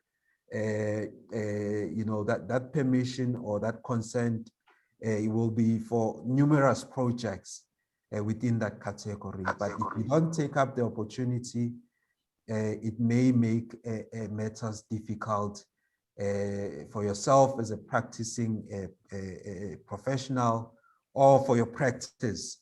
So I really want to urge everyone, and I thank you for joining us and participating in this webinar session. We greatly appreciate your inputs, and we really appreciate it because we as SACEP are meeting our statutory obligation in that we are consulting extensively and widely with everyone who's affected within the industry. So I would like to thank everyone. I'm going to now open the floor to the panel members for any closing remarks, and then I'm going to adjourn the session. Thank you. Councillor Moideen, any closing remark? Yeah, I just want to thank the participants, the SACEP staff, the registrar, and good to hear your questions and to be in touch, with the heartbeat of architecture. And I just want to emphasize on one point that whenever there is any questions, please come to SACEP and get the facts straight. Don't listen to people out there that does not know what they're talking about, please. And I thank you for the questions and whatever, and really appreciate it, because you must remember one thing, that you are sacred and we represent you. I thank you. Thank you, Mr. President. Mr. Chairperson, thank you. Chair, I would Yeah. like to thank the RPs for their contributions and the VAs for their contributions during the course of the preparation of the IDoW to bring it to its finality. We can assure all the RPs and the VAs that we did read your emails, whether it was a one-liner or a 20-page document. We read each and every document. We did not ignore it. Where you added value, we incorporated into the IDoW. And we thank you again, for all your time and effort in making this IDoW successful. We also want to thank the SACAP administration, the registrar as well, because they have put in a lot of man hours in making this IDoW a success. And one final thing, in the whole history of the IDoW, this was the first time that the IDoW was represented by the draftsman, the technologist, and the senior technologist at the Office of the Competitions Commission. And therefore, they understood clearly what we were talking about and how we were affected, and they understood all of the mechanisms. They raised their concerns. They said, we have concerns here, we fixed it, we corrected it. And this is how we were able to move this document forward. So thank you to the RPs and the VAs and our committee members and the SACAP admin. Thank you. Thank you, Mr. Pastor. Mr. Decker?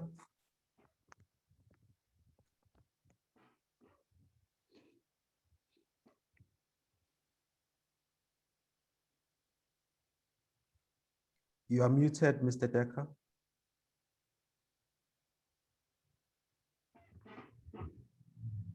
Sorry, just had to attend to something urgent. Can you just repeat? Any closing remarks? We've come to the end of the session. Yeah, the only thing that I wanted to say is that when applying for RPL, for LSD, or for special consent, RPs have to make sure that they indeed qualify to be granted those applications. Because I believe that there is a viewpoint out there that, oh, I just have to apply and then I will get it. Remember, these things will definitely be looked at. It will be, looked at the outcomes that needs to be there. And if you don't meet those outcomes, regardless of the fact if you've done it for 30 years, if the outcomes are not there, I don't believe that you will then get the consent or the LSD or the RPL in that matter. So just be very careful there. It is not an automatic thing. You have to prove that you can actually do the work out there. And dealing with a lot of this, I've seen, unfortunately, quite a lot of work done by people that's doing it for many years like this, that's sometimes not even worth the paper that it's been printed on. So yeah, that's all that I wanted to say. But otherwise, all well. Thank you. Thank you, Mr. Decker. Registrar, any closing remarks? Chair, from my side, I have no comment. Thank you very much. Thank you. Colleagues, I'd like to thank you all for the hard work in ensuring the publication of IDoW Policy. SACAP really appreciates your contributions and inputs. Registrar, thank you so much for the hard work. It's greatly appreciated. Yeah, so we've come to the end of the session. Thank you everyone for having attended. I officially adjourn the proceedings. Thank you.